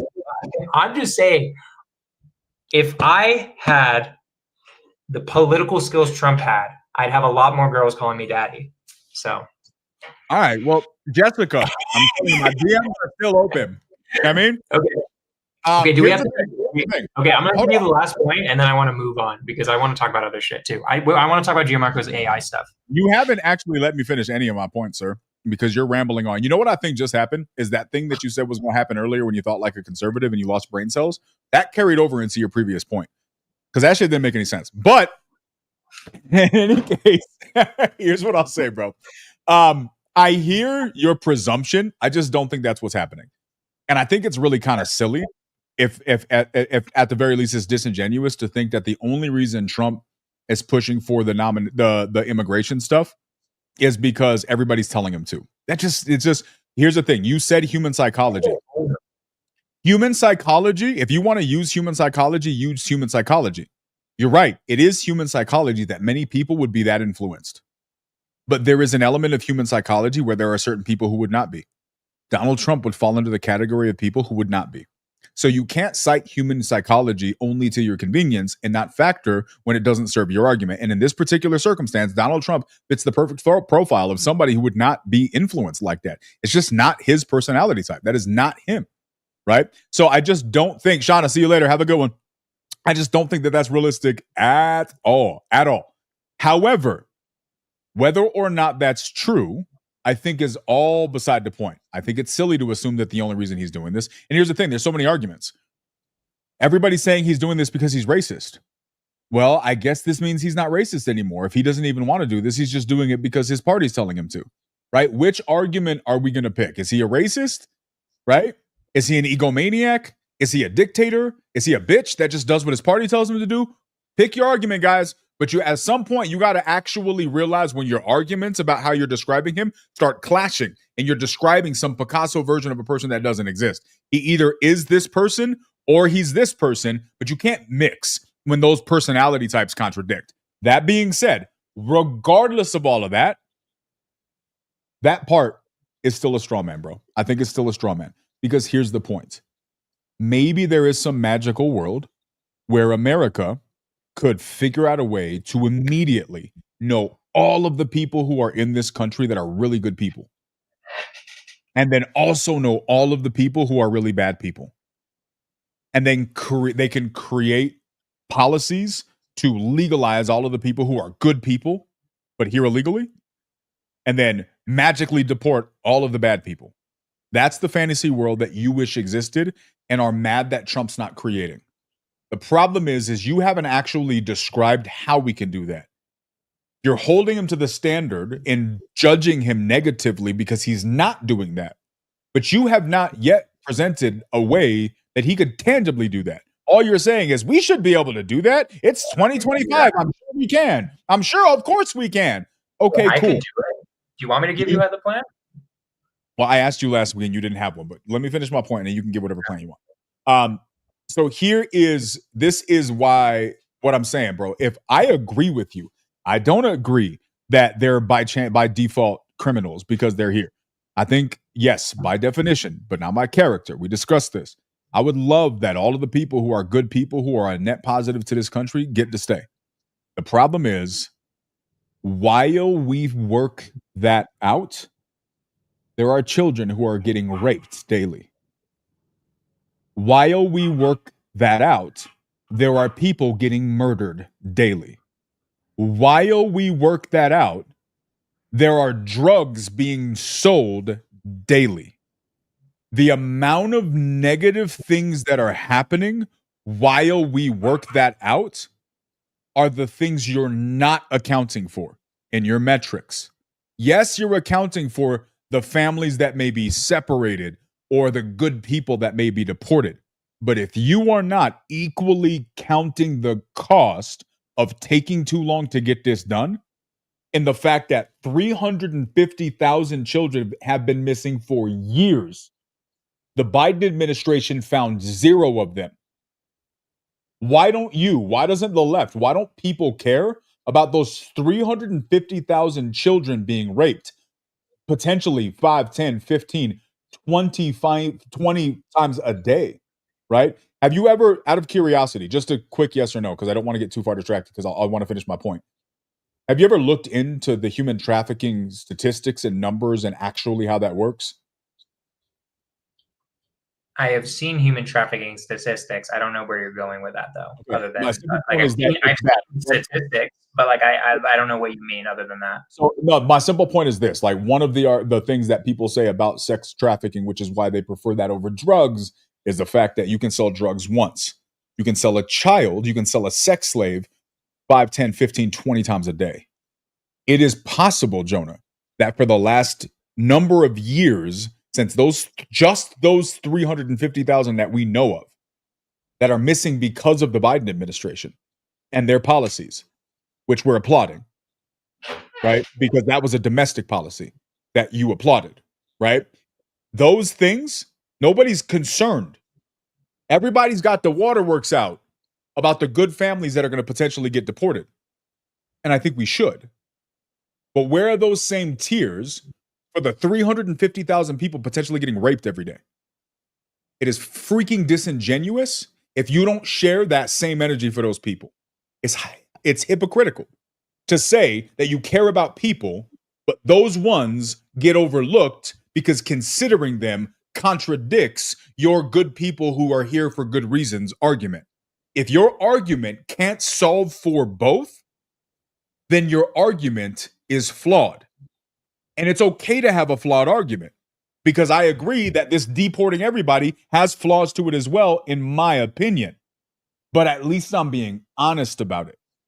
And if people can complain and whine about the good families that are hypothetically getting deported, but don't want to put that same energy into the 80,000 missing children that were found, that the Biden administration couldn't find for years, that's where I say people are being hypocrites. That's where I say people are being disingenuous. And I don't care what you say about Trump's political views and who's influencing it, whether we like it or not, whether it's perfect or not. The way he has acted and treated his immigration policies in the last 2 weeks just saved 80,000 lives. And if you were to tell me, okay, but 10,000 really, really nice families got deported, then my question to you would be this. Is that a viable trade-off? I just don't believe we have to have a trade-off, personally. So, like, okay, you asked me for a plan. Sorry, do you want to finish? No. You are clearly going to avoid my entire point. I'm not. So that's something you just started on a completely different point and didn't address the 80,000 saved people.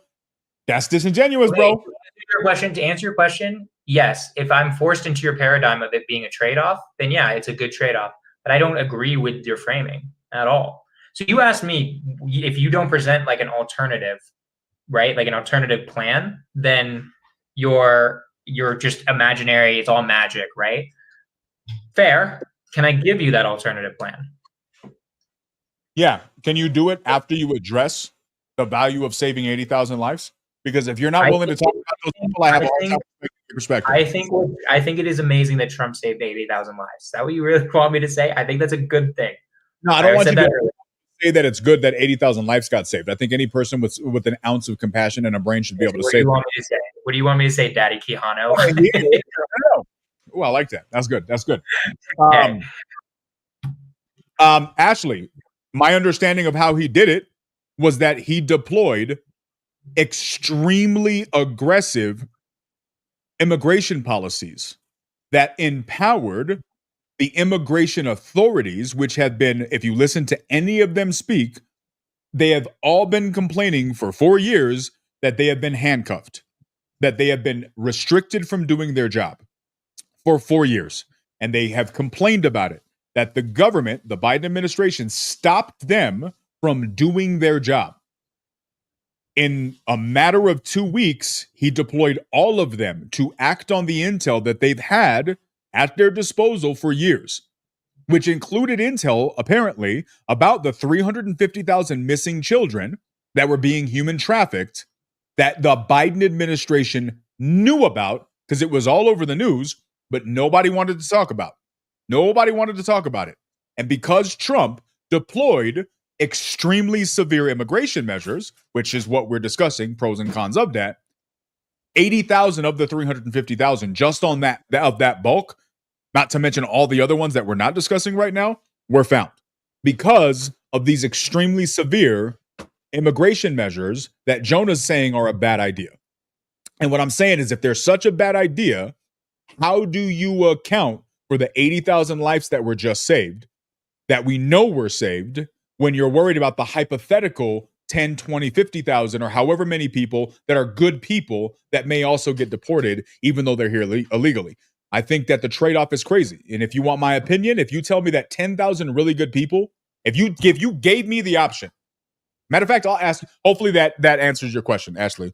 That's how he did that. right? By actually letting immigration do their job, empowering them to do their job. And what empowering them meant deploying very controversial immigration policies, which included getting everybody out. But the consequence of that, one of the side effects of that, was finding 80,000 missing children. And if we can't give credit for that, so here's my question. If you were in a position and somebody said, hey, here's my negotiation. I'm going to give you 80,000 missing trafficked children. But that means you have to deport 10,000 really, really good people who are here illegally. Do you take that trade? Yeah. Well, there you go. And this is my point. So then what you're saying is, if that's how you feel, because that's how I feel, I would rather not be in that position, to be clear. I would rather be able to do both. However, if that's my only choice, I think it's the right trade. It's a fucked trade. It's a shit situation to have to be in. But it's the one that we're in. So why are we demonizing him for making a decision that if we had the balls, respectfully, or the ovaries, if we had the testicular fortitude to make that decision and we were in a position to do so, we would probably make. Agreed. Okay. Agreed. Some people say, Ashley, conspiracy theory, that the Democratic Party is largely involved with sex trafficking, and that's why they didn't do it, because this is their business. But I don't know. That's different. Can I respond now? Yes, please. Sorry. No, you're good. I need chapstick. Okay, so Keanu, how you ended that was, if this is the only option, then it's a fuck trade, but I'm going to take it. Am I repeating your words back to you correctly, you think? More or less. Yeah, more or less. What if I give you a different option? Where can I give you a different option? Can I propose the different option? Please do. And I'm going to ask this in the form of I'm not going to propose it, because I proposed this last time and you just said it wasn't possible. But I just want to ask you, in your opinion, what makes it impossible for us to use the same system of how we figure out whether a citizen is a sex trafficker or a murderer or a gang member? Why can't we use the same system we use for citizens on illegal immigrants? Why could we not use the exact same system we already have on that?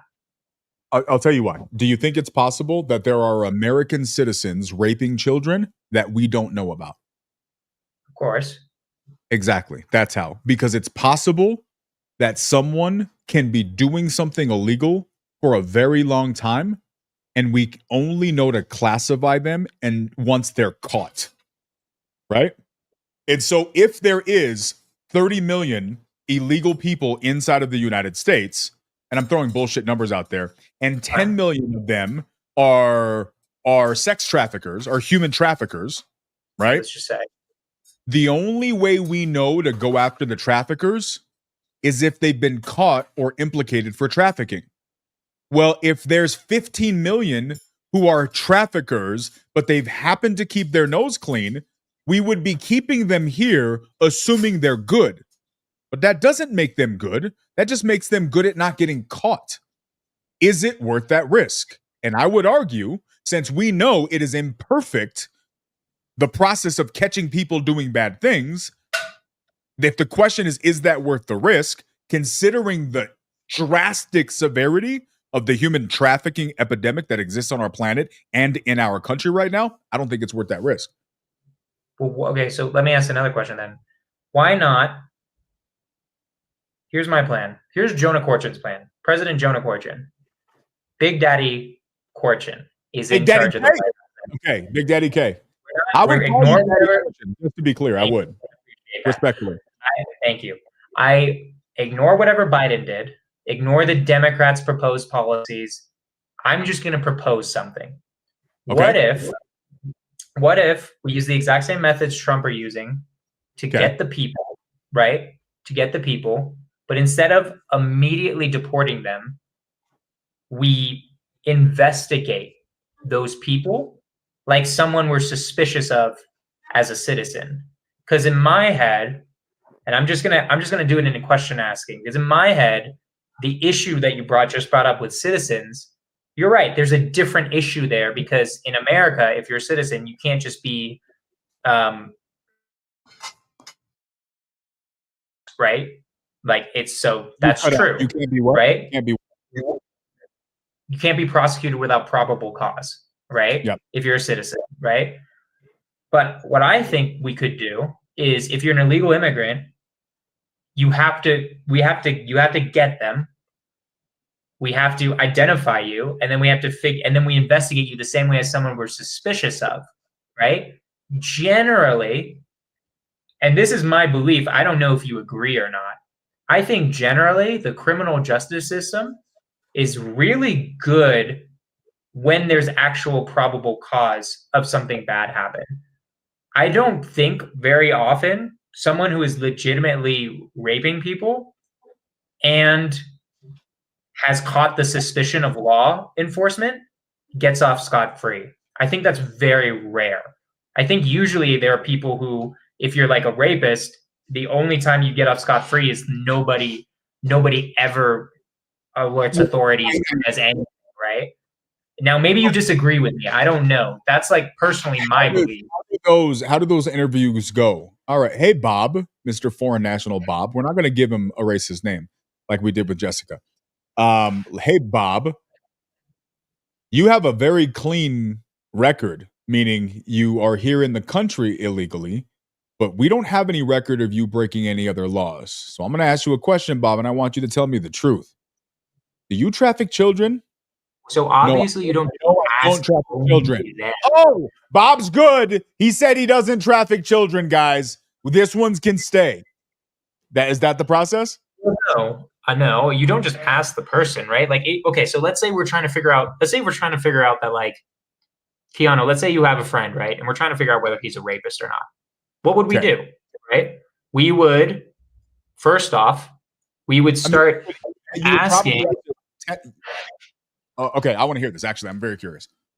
You do a couple different things, right? One is that whatever evidence you have, right, you start going to the source. Or like, let's not choose rape because rape's a really interesting one. Let's choose murder, right? Because that's a little bit more obvious, right? So we're suspicious that Bob did a murder, let's just say, right? Bob did a murder? Bob did a murder. Right? We're suspicious that Bob did a murder. Okay. Right? What you do then is you do a bunch of different things. One of them is you start asking people about this human being, right? You don't just ask only Bob, you start asking other people about this human being and their actions, right? So you start finding anyone who they're associated with, right? And you start asking about them, you start finding out certain things, right? I'm willing to bet that's how they found the children, right? Because while you're doing all of this work to deport people, you bust into places where the crimes are just happening, right? And then you have plenty of evidence that it's happening right there, right? So, let's follow you. Let's follow your reasoning. Sure. How many members on a task force are assigned to Bob to effectively carry out this research, this inquiry, this investigation? How many are normally assigned? I don't know law enforcement fully well, but I'm assuming however many it would normally be for like if it was a citizen. Okay. So I don't know. Let's say 6. 6 7 people. Okay. And how long does this take to effectively comb through his known associates, double back, make sure you got accurate information, go back, do the research, log your stuff, look for inconsistencies, cross-reference. Is that your VA? Does your VA not know? Sorry, my Discord. Keep going. Okay. You cross-reference, you do your research, then you go back, hey, something didn't add up here. How long does that take? A month? 60 days? 90 days? Let's say 2 or 3 months. I don't know. Okay. So I don't 100% know, right? Why is he calling me so much right now? Hold on. Sorry. Does he have a deal or something? Like what? Keep going. So let's call that 6 people, 90 days. That seems fair to me. Okay, last question. If they did this research on Bob, right? What is the statistical likelihood of the accuracy of the conclusion of their case? Was the statistical likelihood? I think very high if he's actually a rapist. Give me a number. See, that's where I was going with. It's like I don't know how you. My back. Sorry, the Discord's fucking me up right now. Hold on. What's the number? Sorry about that. What's the statistical likelihood? Yeah. I think incredibly high. I think criminal justice system is very good at figuring out who's a criminal and who isn't. I might be wrong about that, but I think it is very good. Okay, so that's my think that investigators. Okay, I'm not jumping to conclusions here. I'm genuinely curious about your process because we're gonna just vet your process. So you think are they 80%, 60%, 90%?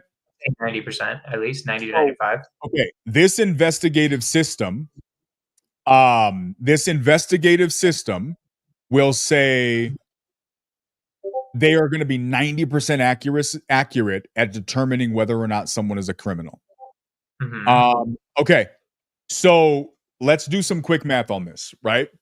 First of all, I'm going to say any investigative group being consistently 90% accurate based on questioning known associates is crazy freaking generous. I think you being crazy generous about that. But I don't work in this world. So maybe I'm wrong. Let's call it 90% accurate. Okay, so let's do this. I am asking ChatGPT. Okay, so ChatGPT, we have, if you need to investigate, you need. Why are we asking ChatGPT? Okay. Because we're vetting your process. You're presenting an idea as a viable solution. God, all right, I don't know, but it's fine. Keep going. If you need to investigate 30 million, let's call it 20 million people, and you need a 6-person team per person. Wait, it doesn't have to be per person. Wait, 90, I thought I would order. Wait, no, Bob got 6 people, bro. No, but Bob's 6 people can do more than just Bob. They can do other people at the same time. They don't have to only work on Bob. Like police have several cases they got going on. You know, it's not like they only can do one at a time. Okay, how many people can a 6-person team investigate? I have no fucking clue, but I'll say a number. But this isn't like something that I know fully. You were telling me that you had a solution, and now your solution has a lot of I don't fucking knows. Well, hold on. First off, I would say I don't have an exact number right now. You're trying to literally break it down mathematically. I'm not sure why, but what, do you think Trump is breaking this down mathematically? It's about the fact that. No, your solution is sounding a lot less like a solution and sounding a lot more like a weird ass idea. Let's do the math. Let's just do the math. I'm gonna generate. Okay. I'll throw out 20 people. I'll throw out 20 people. Let's just say. Let's say they could have 10 each 6, and let's assume they're able to accomplish the same success with the 20 people in the 90-day period it's in. So each team is 6 people. And they're able to investigate 20 people successfully within a 90-day period. How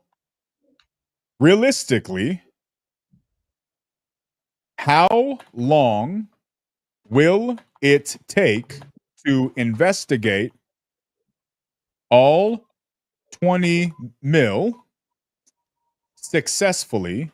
Well, it depends how many people you have. And how big of a team will we need? Please make your own judgment. So funny. We're gonna chat GPT. How many federal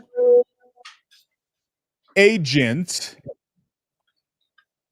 and law enforcement officers are both available currently for such a task, and based on known current available numbers, tell us how many people it will take and how long it will take based on realistic availability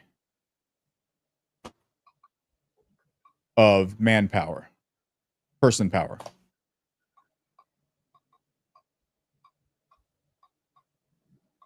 Let's see what ChatGPT says. Investigating 20 million individuals is a monumental task that requires careful consideration of available resources and realistic timelines. Let's break down the requirements to assess the feasibility based on current law enforcement staffing levels. Investigation team dynamics. The team composition, each team consists of 6 members.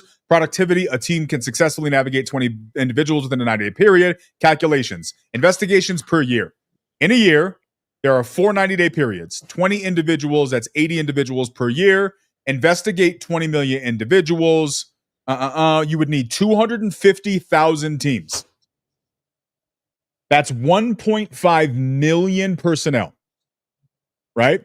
Federal law enforcement officers as of 2020 was only 137,000 federal law enforcement officers in the entire United States, right? Okay. Federal law enforcement officers nationwide are 800,000 sworn in, and at that state and local levels.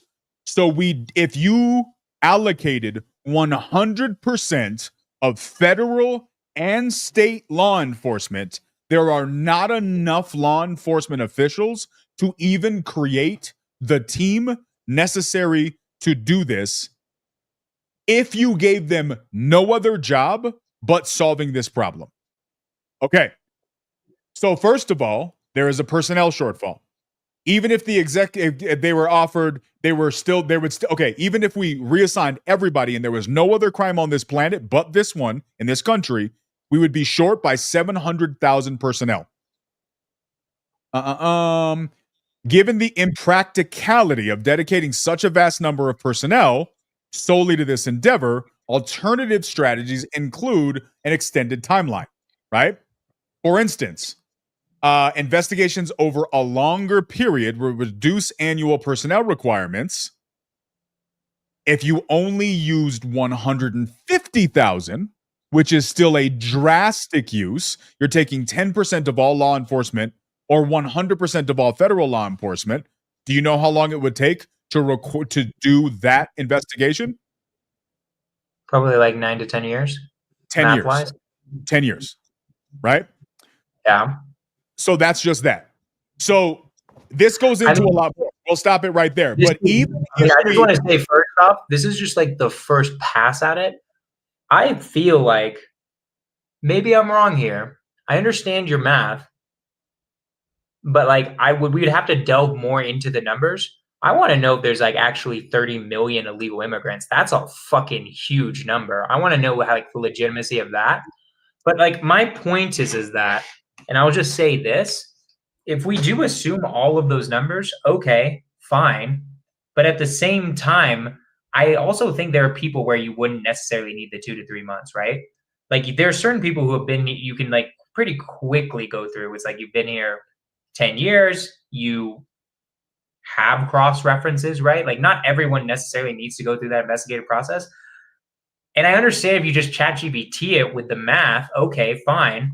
Like to actually do this, yes, you would actually have to see if it's feasible to do it incredibly quickly. And I understand, like maybe it wouldn't happen incredibly quickly. Maybe it would take 10 years, right? And maybe you think that the US is in such a desperate state to get out these illegal immigrant criminals that we don't have that time. I personally don't think it's that desperate of a situation. I don't because see we're not getting raped multiple times a day. Okay, Piano. Don't dismiss that, bro. That's a reality of the situation. And the fact Right. that you keep breezing over that because it doesn't serve And your the reality argument of the situation that you're ripping out, you can use emotional arguments. It's a reality of the situation. This method is going to rip parents from their families, from their kids. That's also a reality of the situation. Parents So from if you their want to family. use emotional arguments, it's just not logical. Yes, people are being raped and we need to deal with that. And also his methods right now are going to rip parents from their kids. Logically, because there are kids who are U.S. citizens who were born here. There are parents who are illegal immigrants. Right? I got to ask you an honest question. Do you not hear the disgustingly disingenuousness of your argument, bro? How is that disingenuous? Guys, help me here. Bro, you are literally getting angry because I'm pointing out the fact that people are getting raped daily, like I'm using it as an emotional argument. That's how detached from reality you and your party are, respectfully. Because you think this is a political conversation. But those people are getting fucking murdered every day, dude. That is real life. I understand there's crime happening. I understand there's crime happening from it. I understand that. And also, you're the way you're arguing, you don't give a shit about the parents who are getting ripped from their kids. There are consequences on both sides. I've addressed them though. Both sides, right? And you have to realize, and look, Quijano, I'm not going to immediately say I've created a full feasibility study for my plan, right? I'm not going to say it's 100% foolproof. I'm not an immigration fucking lawyer working on this. Maybe I'm wrong. Maybe you are right. Maybe your whole point with the ChatGPT is it's completely unfeasible. Maybe there's absolutely no way to do it. Did we even investigate it as a way to do it? Has anyone even like thought about this as a possibility? Right? But here's the problem, bro. Here's the problem. This is where your hole in your argument starts. You have said both last week and this week that Trump is wrong, that the negative side effects of people and families getting deported is not worth it, and that there is a better way. Last week, I asked you for a better way. You didn't have one. Today, you started your point by saying, what if I can show you a better way? And then you proceeded to not show me a better way. Right? I disagree with you. I think this is a problem. I think this is a problem. I think people who are getting daily raped, I think there are certain people would you agree that there's going to be certain people that it is much easier to tell whether they're a criminal versus not? Like certain people it's obvious and certain people it's not. You'd agree there's some, right? Some people are in a cartel. Right, of course. So like some people it's like much easier to tell than others, right? So vetting, let's say I'm going to give you 30 million. I don't know how many illegal immigrants there actually are. Let's say vetting 30 million illegal immigrants takes 10 years. But I bet we could get the high priority ones out much quicker than the ones where we're not as sure. Like we obviously, if we did it in 2 weeks, have intelligence on a decent amount of people where we could get it done within 2 weeks and figure out that these people are traffickers, right? Because they found the kids immediately. You'd agree with that, right? That's like you would agree that there were some people that were so highly suspect we were able to find them human trafficking. 100%. Right? Okay. 100%. So even if we haven't investigated all of those people, which would take 10 years, I think because here I gotta ask you a question. Out of those 30 million people, how many do you think are criminals? Let's just maybe you have no idea, but out of 30 million illegal immigrants, what do we think? 1 million, 2 million, 5 million? I would say I think 10 million is crazy. I think probably 20-25% maybe. I don't know. I have absolutely no idea. It's okay. That would be 7 million people. I personally think that's very high. I think that's aggressively high. Because 7 million criminals would be, because we have 350 million people. That would be like we added I don't know. The issue is also I wasn't planning on doing immigration, so I haven't brought any statistics up. My gut says that that it's lower. I think it's more like 1 million max. Personally, I think that's more likely because just how many. Maybe I'm wrong, and maybe we should do this again where we look up actually how many criminals there are. I guess with my plan, because the flaw in the way that you vetted my plan is you assume you have to investigate all 30 million people in order to solve the rape and the murder problem, right? Problem is, I disagree. You do, right? And here's why. Because the way I look at this is if I'm in this position, I am responsible for every single human, right? For me, my opinion is that Donald Trump or Joe Biden or Obama or anybody else who sits in that chair who says they're going to take on the responsibility of the safety of the citizens of this nation, right? For this part right fucking here, Ashley, which is a huge part of the problem.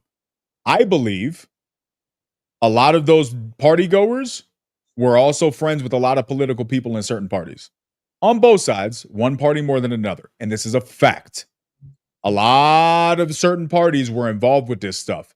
Just to be clear, you start going down a rabbit hole of human trafficking and cult-like ritualistic parties, which is what this was. Don't believe me? Look at the Diddy videos. I've been saying this for years.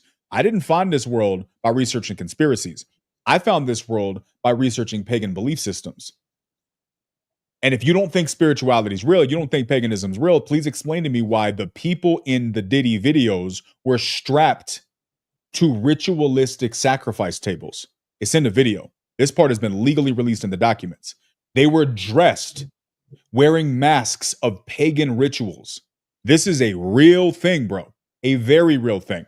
I promise you, the elite in this country are equally or probably largely responsible for the human trafficking that's taking place.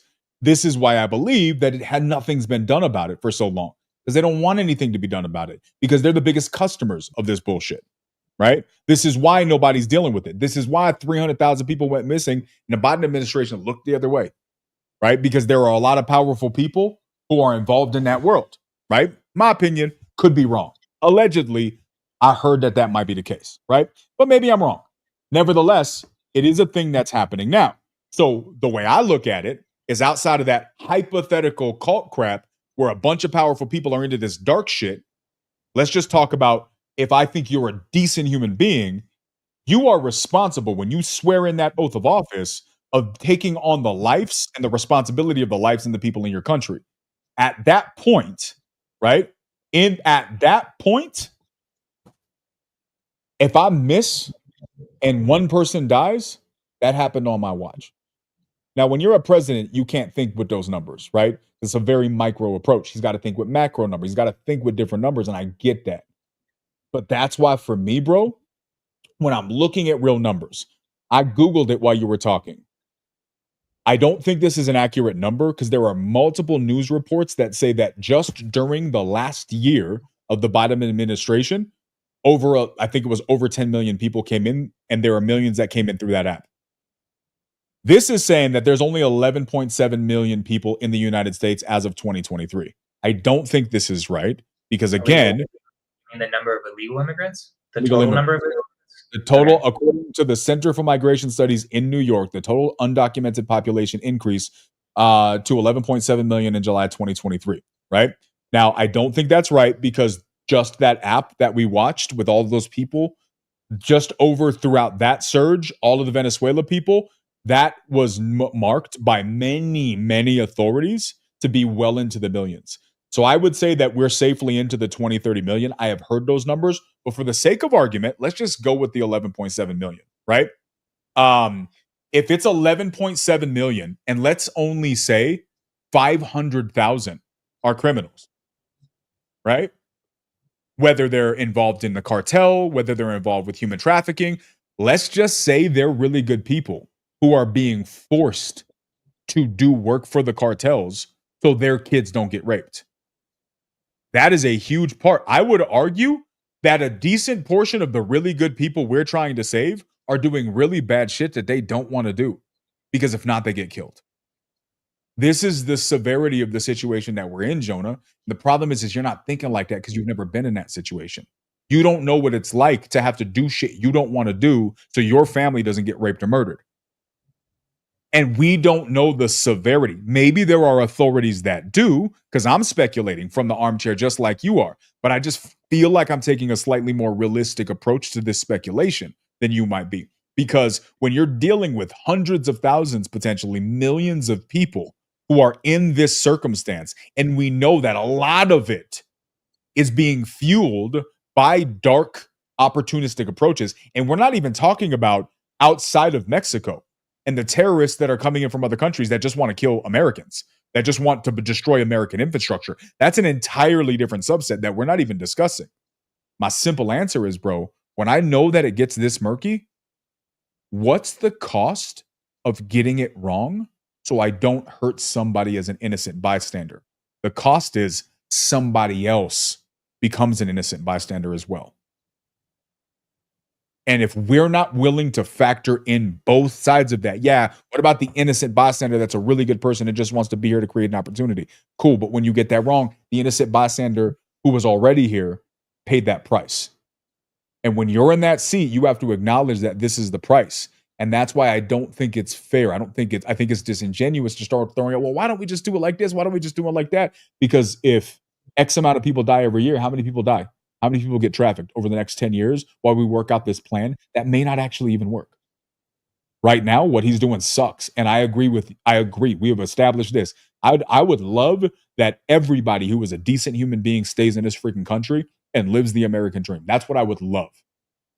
But if the cost of not knowing who is who kills and traffics more human beings, I have to be responsible enough to count for that.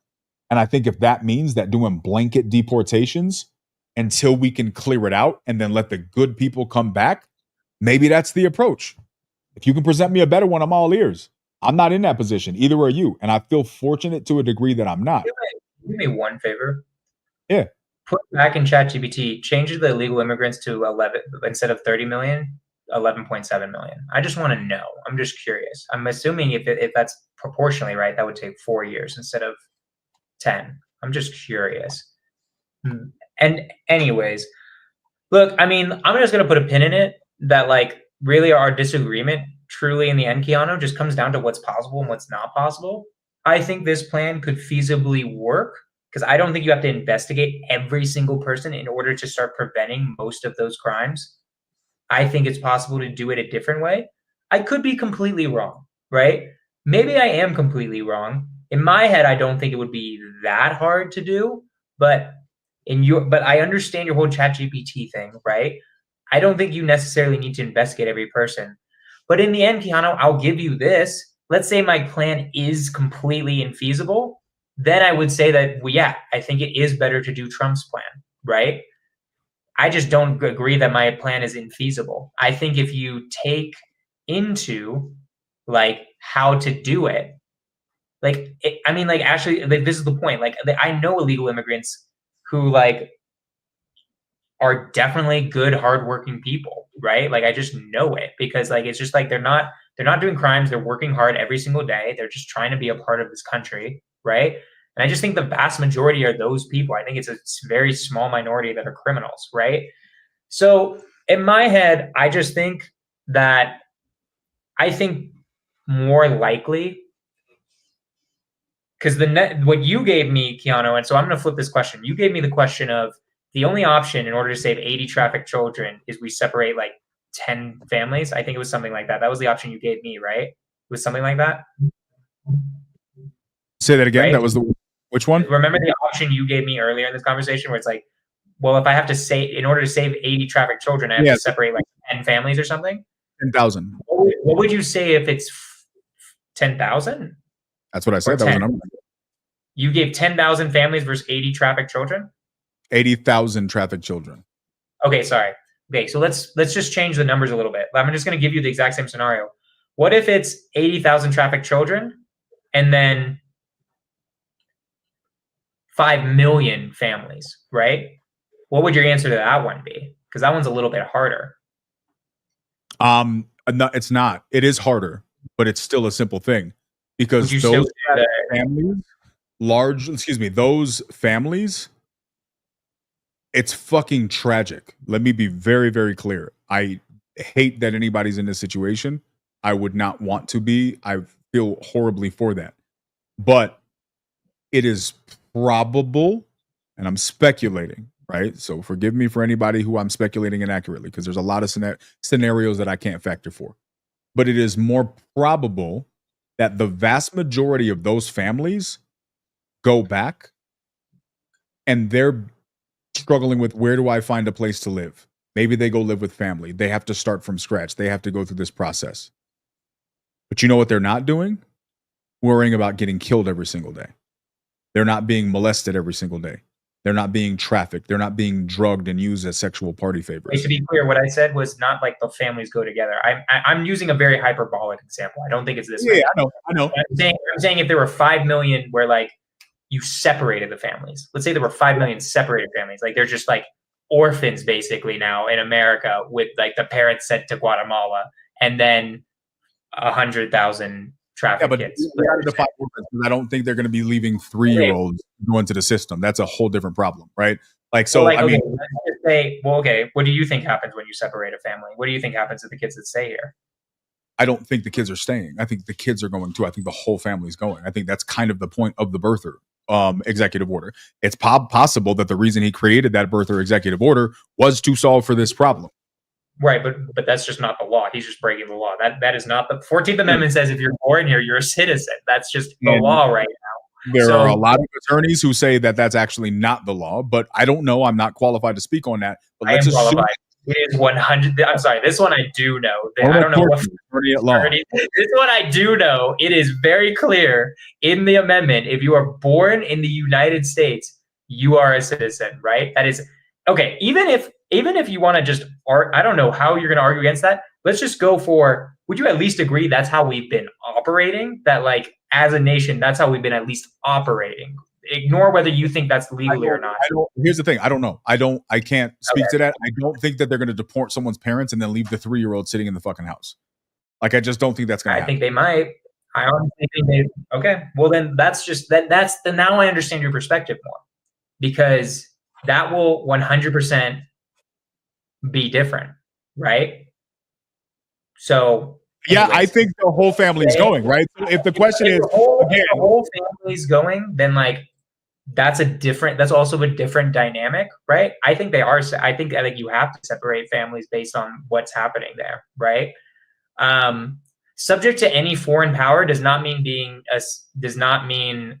they are subject to our power when they are in the United States. You follow United States law when you are in America. You are not subject to the foreign power while you're in America.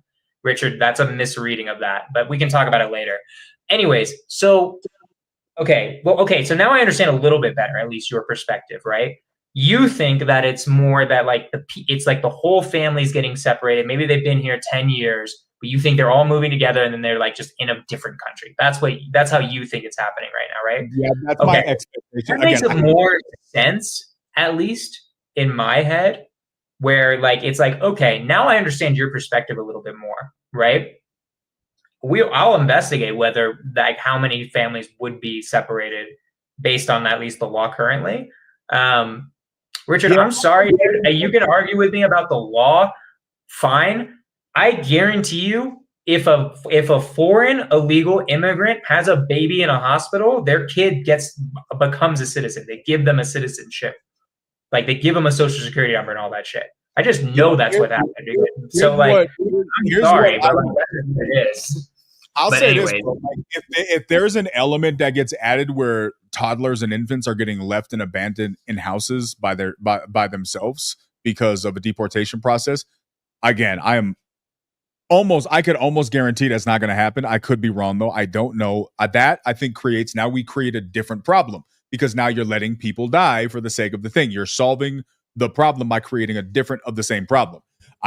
Emphatically, if there's a way that we can fix this and let people who are here that are just trying to do what's better for their family figure out a way to just fast track the legalization process, that for me is like I would love that. But if not, your whole family, it sucks. You got to go back to wherever you came from. That fucking sucks. And you got to start from scratch. That fucking sucks. And maybe you got to try to get back here again legally. All of that sucks. But if that's the price that we have to pay for 80,000 little girls that are getting raped on a daily basis, this for me is a difficult but a very, very simple decision, right?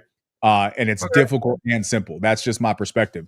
And I'm fortunate that I'm not in the position to have to make that decision. It's very easy to speculate from sitting in a chair with Christmas lights behind me in February almost, but that's just my opinion. Also, one of the Osborne children got really, really roasted for the same perspective, Ashley. All I'm saying is just be careful. Okay. Okay. You and I keep doing immigration. Do you want to do a little bit of AI? Let's talk about AI. You talked about it. Jamarco talked about it. Ashley talked about it. I feel like I'm behind the curve on this new AI. It's from China, no? Yeah. Giamark, where's the WhatsApp chat? What I'm going to do is we're just going to watch all the TikToks and react. That's what we're doing, because I honestly don't know enough about it to be real, but I want to, like, if I see George Soros in here, Jamarco, I'm literally going to just send you a bunch of videos of me cracking dry spaghetti. Okay, hold on. Wait, shit. Hold on a sec.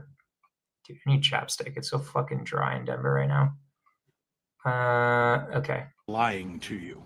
Donald Trump's administration is lying to you. His attempt to walk back what they did today does not match what we saw on the ground. They assured us that Medicaid would not. Wait a minute, is this the AI one or is this the Medicaid one? Did I fuck that up? What are you doing right now? Oh, no, I fucked that up. That was my bad. That was my bad. Some genius and his boys over in China were creating ChatGPT at 3% of the price over the past 2 years. And today they released it and it tanked $1 trillion out of the US stock market. And you may have been hearing about DeepSeek and you may be wondering what's going on. Like, why is this DeepSeek thing so important? I'm going to try my best to explain at an elementary level. You know ChatGPT. It is ran by OpenAI. And ChatGPT is a big deal. From a finance perspective, people are predicting that this is going to change how the whole world is going to operate for a long time to come. And ChatGPT is not the only service like this. There's Grok on X. Facebook has one, Apple AI. We can go on and on and on. What it takes to operate ChatGPT is those little chips. You may have heard of these, like semiconductor chips. And you may have heard of this company, NVIDIA. They make these chips. And because of this, and the prediction of needing all these chips in the future, their stock price has gone to the moon. That all came crashing down yesterday after DeepSeek released their version 1. DeepSeek R1 is here. Performance on par with OpenAI, fully open source model and technical report, MIT license. And today, NVIDIA stock went whoop. Now, why is that? They created ChatGPT for a mere $5 million. After being this brilliant finance guy, Liang Wenfen starts a side hustle creating a new AI. He goes full-time in 2023. He hires all of the top PhDs graduating from Chinese universities. He pays them top dollar. And all of these guys who probably haven't slept for 2 years straight create it for 1/20th of the price. And then a bunch of finance bros look around and say, yo, I told you they didn't need all of those chips. They didn't need that many chips. Look, they're doing it at 1/20th of the price. Why does NVIDIA cost that much? And the whole stock market tanks. DeepSeek has now raised $2 trillion worth of market cap in U.S. stocks. You're still a little bit confused. The best way to look at this is through this meme. This is OpenAI, and this is DeepSeek. That is Liang has actually taken to Twitter and started to shitpost with stuff like this. And even this, which was a viral tweet from Liquidity, said OpenAI, huh? 500 billion? Give me 2 weeks and 5 million and I'll clone it ASAP. Now, there is some speculation here. Billionaire and Scale AI CEO Alexander Wang, DeepSeek has about 50,000 NVIDIA H100s that they can't talk about because of the U.S. export controls that are in place. Elon Musk said, obviously. Then others are pointing out that, oh, DeepSeek doesn't need NVIDIA supercomputers or $100 million. And then Roy Abrams says, Mark, you take the claims that this was done on a shoestring at face value. And Elon says, LMAO, no. So yeah, that's the story of Liang Wenfen. Unbelievable. I think this story is just getting started, but I hope that helped a little bit. Okay. Cool. Let's watch the next one. I don't know. Some things in history just make sense. And one of those things that just... Hold on. Let's watch the next one.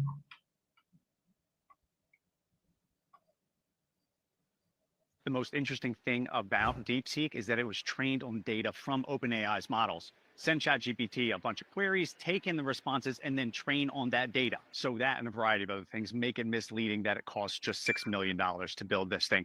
OpenAI had to scrape the entire web and train on all of that data before DeepSeek could work. But aside from that, it's definitely a major breakthrough that says stacking these models one on top of another works very well. So of course, every tech company out there is digging through this paper, trying to figure out how they can inject it with steroids to give themselves an edge.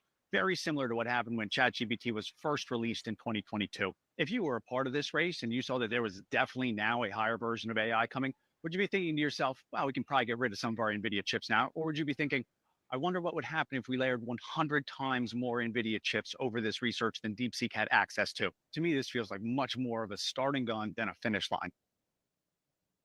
Okay. I'm going to be honest with you. So far, Jamarco, remember what I said about Jamarco's video choices at the beginning, Jonah? Remember what I said? I'm going to be honest, I'm kind of confused, but okay. 0% of this makes any sense to me, Jamarco. I don't know what your point is. Yeah, I'm going to be real honest, Jamarco. I feel really bad, but like I don't get what any of this is. Like it's like, all right. I don't understand what any of that means. Release of DeepSeek AI from a Chinese company should be a wake-up call for our industries that we need to be laser focused on competing to win, because we have the greatest scientists in the world. Even Chinese leadership told me that. They said you have the most brilliant scientists in the world in Seattle and various places, but Silicon Valley, they said there's nobody like those people. This is very unusual when you hear a DeepSeek, when you hear somebody come up with something. We always have the ideas. We're always first. So I would say that's a positive. That could be very much a positive development. So instead of spending billions and billions, you'll spend less and you'll come up with hopefully the same solution. Under the Trump administration, we're going to unleash our tech companies and we're going to dominate the future like never before. Okay. That's great. Yeah, none of this is telling a story here, Gianmarco. He's insulting our attention span. If you're back, I tried to defend you, Gianmarco, but I am also incredibly confused. Okay, let's take back the narrative because Gianmarco is destroying this thing. Okay. Do me a favor. Here's what I know. Let's do two things, Gianmarco. Hold on, no. I sent a video in the chat. Let's play that video. So let me say what I know. I know two things. Yeah. One, I have no clue what DeepSeek is. Two, nothing that I just watched helps me understand what DeepSeek is. Three, the one thing I am getting from this is apparently the way they built it was a little bit weird, which is where NVIDIA is involved. That, for me, is interesting because I'm assuming that probably has bigger ramifications. But I don't know what that means. I don't understand that because it didn't really clarify that to me in these videos. It just tells me that there may be a problem, but I'd be interested in looking into that. Here's what I do know, Jonah. I do know that the argument, because I watched all of the press conference from the press secretary, that a lot of people were scared that DeepSeek and the release of DeepSeek is a sign, this is their words, that the Biden administration didn't take technology seriously. And as a result, America has fallen behind in the AI department. America is losing when it comes to the AI game, and DeepSeek is an example of that. That's what I heard. Now, the press secretary responded by saying, no, America will stay number one, right? So she didn't say it. I think she said, yeah, we're getting our ass kicked, but we're about to win. That's not what she said, but that's what I heard. But what I think that she says was, that's why Trump has appointed the secretary of AI, whoever that dude is. I don't know who he is. Apparently, he's a big deal. And making sure that America is number one when it comes to AI is going to be a priority. My assumption, my takeaway from all of this is that if AI is as important as I think we all know it has the capacity to be, this is not an arms race you want to lose. But make no mistakes, this is a fucking arms race, right? And I don't know how many people are publicly discussing this as an arms race. I don't work in national security. I don't work in intelligence. My guess is anybody in national security and the intelligence fields see AI as an arms race. And the fact that we fell behind is concerning. So I threw the link that I threw, Jonah, was a side-by-side comparison of how it works. I don't think we have to watch the whole thing, but I would love to see the side-by-side that this guy does if you want to share your screen and see which one looks better. What the difference is, because I genuinely have no idea. This is DeepSeek on the side here, and this is ChatGPT. And what I'm going to do is I'm going to... Can you hear that? It's quiet for me. So now it's quiet. Comparative idea of how these two models perform. Is that better? I don't know if it goes up if I increase my volume. Was that better when I did that? Wait, hold on. Try to figure out. It was a little quiet even on my side. Hold on a second. And this is really important because right now we are like in the Manhattan Project 2.0, and the Manhattan Project was about, you know, how do we build, you know, nuclear bombs, right? But this is really it. This lets you know the magnitude and scale of what we're dealing with in artificial intelligence. And right now, China just released DeepSeek, and they have their R1 and V3 models. The R1 is probably something that's comparative to ChatGPT's O1 advanced reasoning model, but we'll get into that because I've been using DeepSeek. And if the American government was afraid about TikTok and being able to get all of the information and behavior and deepest, darkest thoughts of Americans, then DeepSeek is like just injecting it. Yeah, that's right into our veins. Like, here's my social, right? Here's everything about me that you can have. And so I want to be able to illustrate just some prompts. You know, we're going to go through this. I'll probably break this up in sections where we're going to go just basic context handling, some immediate context handling. We're going to do creative context handling, multi-step logic and execution, some advanced reasoning and critical thinking, and then we'll do some advanced contextual challenges. And so I want to kick this off just so you can see what this looks like, because DeepSeek is about 30 times less expensive than ChatGPT, right? And so all of this uses tokens when you write something. So if you think about what tokens look like, if you were to write a novel, I created a token calculator in Claude. So if you create a novel to a book, it's like 2,500 words. A research paper is 1,500 words. And so we just kind of max this all the way out just to see. You can see how crazy it gets in terms of cost per thousand, right? Cost per 1,000 tokens, $22. Cost per 1,000 tokens, $483, just in terms of scale. And so, all right. So that's just some context in terms of why the American government is investing $500 billion in AI infrastructure, is because they don't want to lose to China in this AI wars race. But anyway, we're going to get to just some basic, simple prompting, right? We're going to say, what is photosynthesis in terms? So I'm going to put these in here and you'll get a good idea like how fast the models are even moving, right? And so you can see the answers, the speed in which an answer and how thorough each one actually gives an answer. And then we're going to do explain. And so this is our first just basic context handling. And then we're going to review what they say. They're both pretty neck and neck as far as their speed. It's a little faster on DeepSeek side. It's also also it's definitely just more extensively what I would want from DeepSeek. You know, like ChatGPT's answer pretty. Like if I was studying for a biology test, I'd rather have that versus that. You know, interesting. Okay. So we're gonna see here, ChatGPT. Like just look at how much more data they're giving. Still thinking. Yeah, it's a lot. Here we go. All right, and so that's all of them. And so we want to see what ChatGPT did. Photosynthesis is the process by which plants, in simple terms, and we're going to come back up here also to DeepSeek just to see. In simple terms, plants, photosynthesis is a process which green plants, large algae, and some bacteria use sunlight to make their own food. They use sunlight. And so you can just see the structure in which it gave an answer. Like just objectively, let's say I knew nothing about photosynthesis, I would understand it much better from this than from that. Yeah, but here's the thing. I think his query creates a problem because he said to explain it in simple terms. How often do you use ChatGPT? Very often, pretty often. I use it daily, multiple times a day, right? Yeah. And I know for a fact one of my biggest complaints about ChatGPT is these mofos be giving me way too much information on a simple answer. And so I will oftentimes ask, like, bro, get to the point. Can you please not bore me down with a book?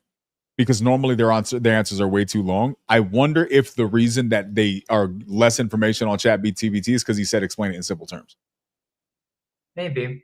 It's interesting. I usually have the opposite problem with ChatGPT. I usually want it to give me more, and it doesn't give me as much as I want. Really? Interesting. Yeah. It's how plants eat.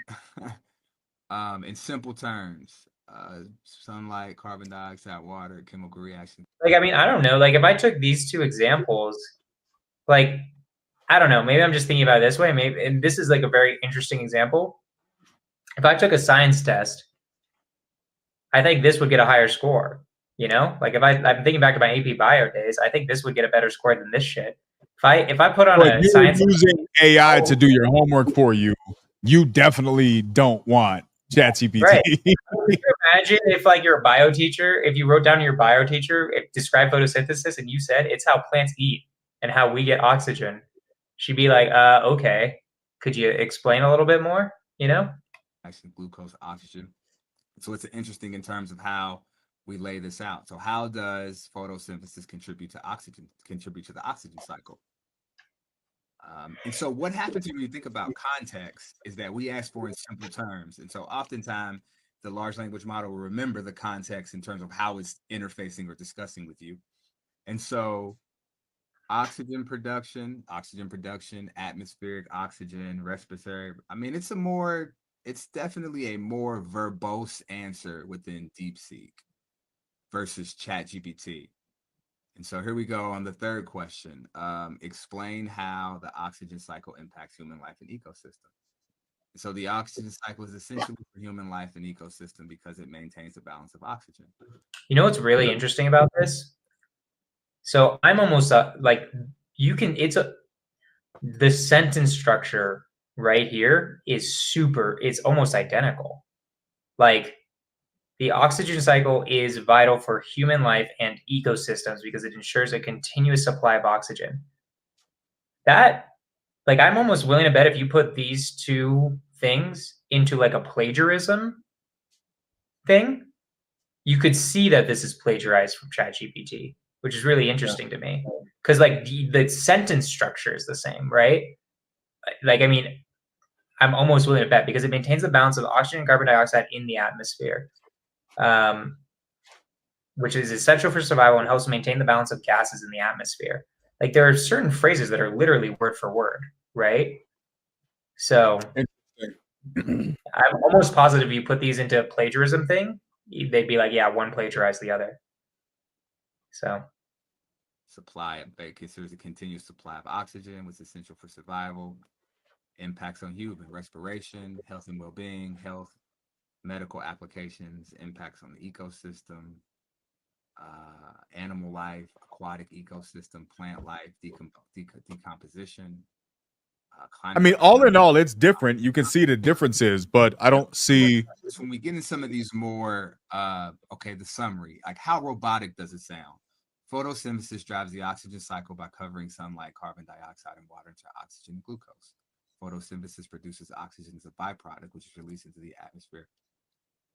And so this is really interesting in terms of how they lay it out. And so this is our first test. And I just want you guys to just see that. That was super interesting. That the ending paragraph wasn't as much as the beginning paragraph, but yeah, I don't know. That is really interesting. I mean, yeah, we'll see. I think it's a good idea to invest in AI. I think that will be the future of warfare, right? At some point, it will be robots, it will be AI, right? It will be the entire world will be run by it. Whoever the first trillionaire human being will be someone who it will be something to do with AI. 100. That's just facts, right? That just is true, right? Because what AI's potential is to replace basic labor, humans, right? And at some point, I mean, I look at it in that. I look at, for me, and I'm not saying you're wrong. I mean, I think you're quite possibly largely right. But I view ChatGPT as a intelligence tool in that it helps us process immense amounts of data and information very, very efficiently, right? I'm a nerd, right? I think I told you the other day I'm considering going for my master's in theology and biblical studies. when I look at the amount of work that I used to have to go to research an old text, like I have Strong's concordances. So I literally have to go and I have to spend months researching texts and data and then comparing it to concordance words, right? Like this is very, very, very tedious, time consuming things. And then I have to go and I have to cross reference, okay, how many times in scripture was X quoted? How many times was it referenced? How many times? And when you go down that road, you realize how tedious something like this can be.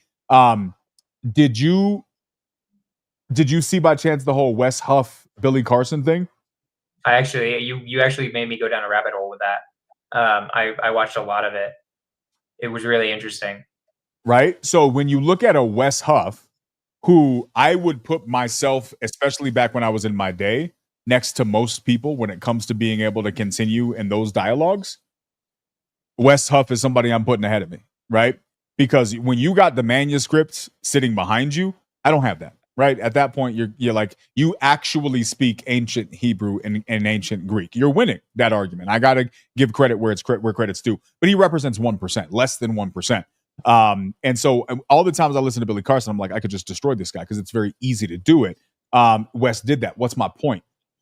The amount of time that it would take to study, corroborate, and organize the information that it took me 20 years to organize, I can do it in 5 minutes with stuff like this.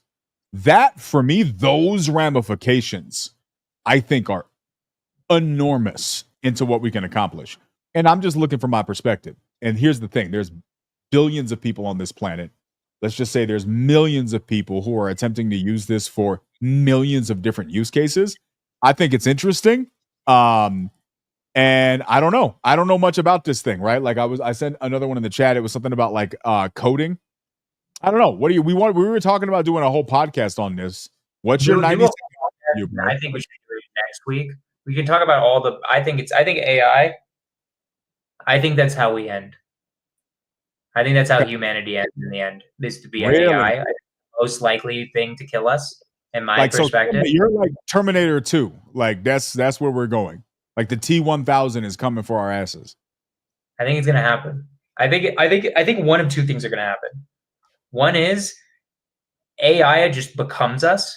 Like eventually there's some point where they like literally just merge with us and we all become somewhat cyborgy, which technically kind of already happened.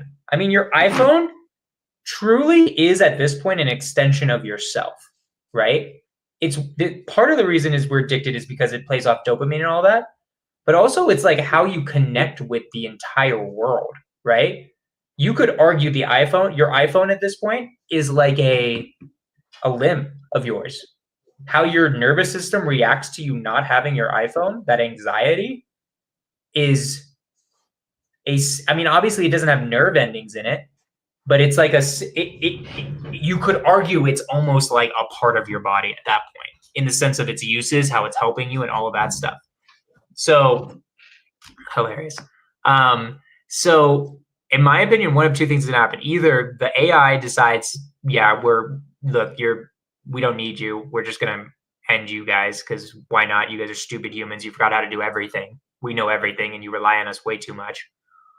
Or two, we literally eventually just become kind of like an AI human mix. That's what I think is gonna happen. We can talk about that next week if we want, and I can talk about why I think that. Yeah, I maybe we do the podcast next week on that. I don't think that's at all where we go with it, but I definitely can see. So this would be a cool one, yet another one where we don't have the same view. I think that's one of the things that I love about our conversations because we just have a different outlook on things. But I do think that the ramifications are important. I'm going to be honest with you. I was always kind of on the fence about AI until I started using it, and I just was like, holy shit, this is just so useful. Now, AI is imperfect. I have to correct ChatGPT as many times as it gives me valuable information. So I'm not worried about it taking over yet. But when you look at how quickly things evolve and grow and multiply, it really makes you wonder, okay, well, what is possible, right? Like how quickly until this is a problem. I think the next 5 to 10 years of humanity is going to be very, very interesting. Whether it's because of AI or not is going to be something different. But I think it's a factor. It's a player. It's a player for sure. It's the big player. It's the big X factor, in my opinion. I think it's the biggest X factor out of anything in the world right now. by far. That's going to, AI is going to be the next internet revolution, right? 100%, in my opinion. Like the AI is going to be the next internet, 100%, right? So yeah, that's my personal opinion on it. What do you think? I feel like we've exhausted our topics. We could just save AI for next week now and like kind of call it a day for today. Let's do Because it. you and I could do a lot more research on different AI ramifications and talk more about that next week. And we leave it at that. Yeah. Another one that we should do in the coming weeks. I know you've been a little bit on the fence about it. We talked about it going into it. Guys, we're talking about some reformatting on the podcast and all the cool things we're doing. If you haven't liked our new channel, please go and like that. Maybe one in the next couple of weeks that we do, maybe we go down the vaccine rabbit hole. Maybe we talk about what's going on with RFK, what his plans are. Elizabeth Warren came for him at at one of his hearings, right? So I think that's going to be an interesting conversation as far as like, I don't know if he's been confirmed. If he gets confirmed, what does that look like? I think these are very interesting. Like Mike Pence was like, nah, fam, no RFK for me. So I think it's an interesting conversation that we can go in the next not too distant future. Love it. Cool. Well, let's end it, guys. I appreciate everyone who's been on here this entire time. We just ended up yelling at each other about immigration again because we constantly do that. But hey, it's good time. You know how it is, right? Guys, please, Profit and Paradox YouTube channel, go subscribe there. We're gonna start posting clips there. We know you love our personal channels, but that's like where we really want to start driving people is to that YouTube channel. Check it out. You should be able to find it by looking at Profit and Paradox. Guys, if you pray or if you're a person of faith, I'm going to ask all of you guys to toss some prayers up for Jonah. Got a big date this weekend with Jessica. And we just don't want him to mess it up. She may have seen this tonight and it maybe this hurts. Maybe she goes. Unless it was this, I'm not. I always hit. I always get the shot. I don't know if I'm gonna smash. Hold on, I just realized that made it sound like I'm gonna smash. No, that's what I heard. It's likely I'm gonna smash because she literally gonna hang out from like 9 to like 2. That'd be pretty crazy. Midday smashing on a first date, but without any alcohol. But smashing, like, that's how they do it in the UK, right? Midday smashing. Aggressive. But I appreciate y'all. Profit and Paradox, episode 35, which is fucking crazy. We love y'all. Peace out. Peace.